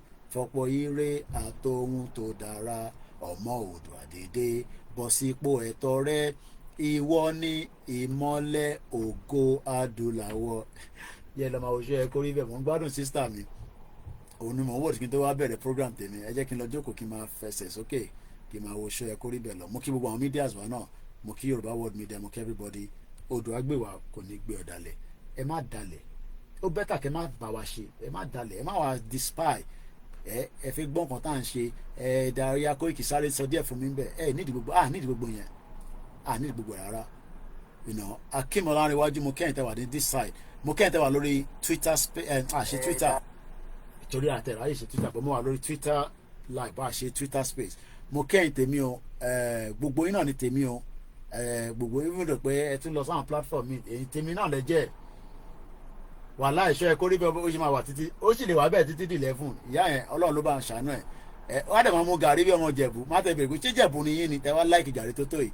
Abiodun George mo rí ẹ ń bẹ, ìyẹn mo ṣe máa fi sáré ka kọ́mẹ́ǹtì bíbáyìí. Bàbá mi Sunday Ògúnṣọlá mo kí yín, Ọlọ́run á kó wa yọ, that is the right word. Ẹ jẹ́ ká túbọ̀ máa bẹ Ọlọ́run dáadáa. David mo kí ẹ, Àbáyọ̀mí mo kí yín, Ọlá Àjàyí, Kenny Bride gbogbo Libya, òun ló di Libya mú. Kíní tẹ̀ ń kọ́ Àjàlá. Ṣówó òkè mo máa gbúrò ẹ̀ for a while, Kenny Bride. Kò ń ṣe Mr. Ọlá Àjàlá, àní Àjàlá kan náà ní Libya. Àbó ti padà sí Nàìjíríà ni. Àwọn tó wà ní Dubai tẹ́lẹ̀ táwọn náà máa ń gbádùn, táwọn náà wà níbi tó wà òkè, wọ́n ò rí ní ìwé gbogbo wọn. Everybody wọ́n ti padà sí Nàìjíríà. At least àwọn èèyàn tẹ̀ fi Dubai yẹn fi ń bọ̀ àṣírí. Ara máa ṣiṣẹ́ díẹ̀. Nàìjíríà agara díẹ̀. Gbogbo wọn ò rí ní ìwé wọn. Àwọn èèyàn ti padà sílé. Bó mo bẹ̀ yín ẹ má lọ Vietnam. Mo ẹ jọ ẹ má lọ Vietnam route yẹn ò dá rárá route yẹn kò ń ṣe route fọmọ Yorùbá ẹ sì lè máa nọ́bò míì bọ̀ Vietnam ẹ má lọ bẹ́ẹ̀ kò dá rárá. Mo kí gbogbo alẹ́ nǹkan sí o. Spark Lazy, good night. Thank you so much every single one of you. Ẹ̀yin beautiful sisters mi ẹ mọ̀ pé mo like gbogbo yín Ọlọ́run bá wà pẹ̀lú yín gbogbo ẹni tó ń ṣe birthday Ọlọ́run wà pẹ̀lú yín àwa tá a ṣe birthday náà Ọlọ́run wà pẹ̀lú wa gbogbo àwa tí à ń palẹ̀mọ́ fún wọn ní bàbá wa kan náà wà ní London bàbá wa nínú Olúwa kan Ọlọ́run bá ń gbàdúrà gbogbo wa ẹ má jẹ́ ká dákẹ́ àdúrà bá a ṣe ń ṣe yá Allah ẹ jẹ́ ká máa ṣe yá sàláwù yá lẹ́sẹ̀ ká dẹ̀ máa ṣe gbogbo ẹ̀ ká dẹ̀ máa sọ fáwọn èèyàn pé ọ̀nà àbáyọ náà ni pé ká máa lọ kò jù bẹ́ẹ̀ lọ. Yẹmí Fátókì mo kí ẹ brọ́dà mi kó àdúró tì mí o gbogbo ẹ̀yin tẹ̀ ń náwó sí wa pé Kóìkì àní kó pọ̀ ìwọ náà gbà kó fi ṣe fáwọn staff ẹ kó dẹ̀ lè fi tọ́jú gbogbo àwọn fámìlì ẹ̀ tí ó ní lọ́wọ́ mo dúpẹ́ lọ́wọ́ yín. Mo sọ fún yín pé ibi tó bá jókòó pé wọ́n máa negotiate Yorùbá nation wọ́n máa fi clause sí èmi ni máa kọ́kọ́ pariwo ẹ̀ síta. Ibi tí bá jókòó tí bá gbọ́ pé wọ́n fẹ́ ṣe nǹkan kan tó máa affect wa I will come out and I will say it. Àwa ti kọjá stage yẹn orúkọ tèmi bẹ́ẹ̀ ṣe ń pè yẹn káàkiri àgbáyé kò ń ṣe Koikimedia Koikimedia inú tèmi náà máa ń dùn ó wú mi lórí pé bọ̀ ká gbalẹ̀ yẹn tán èmi náà wá jókòó series of books àwa máa kọ́ díẹ̀díẹ̀ èmi náà wá bẹ̀rẹ̀ sí ń pawó gbogbo videos mi à transform ẹ̀ à máa fún yín lọ́fẹ̀ẹ́ Waris Jinadu bókè wọ̀nyí America o good night Aziz gbogbo America Aziz Texas torí Aziz California náà dẹ̀ wà New York mo kí yín o mo kí gbogbo ọmọ Yorùbá nílé ẹ̀yin tẹ́ wà Nàìjíríà the pain is much but let's hold on for now a máa cross all those yẹn ó máa wà painful wà á máa délẹ̀ lérí Abdullahi Makanse gbogbo yín pátápátá ọwọ́ mi lókè o good night.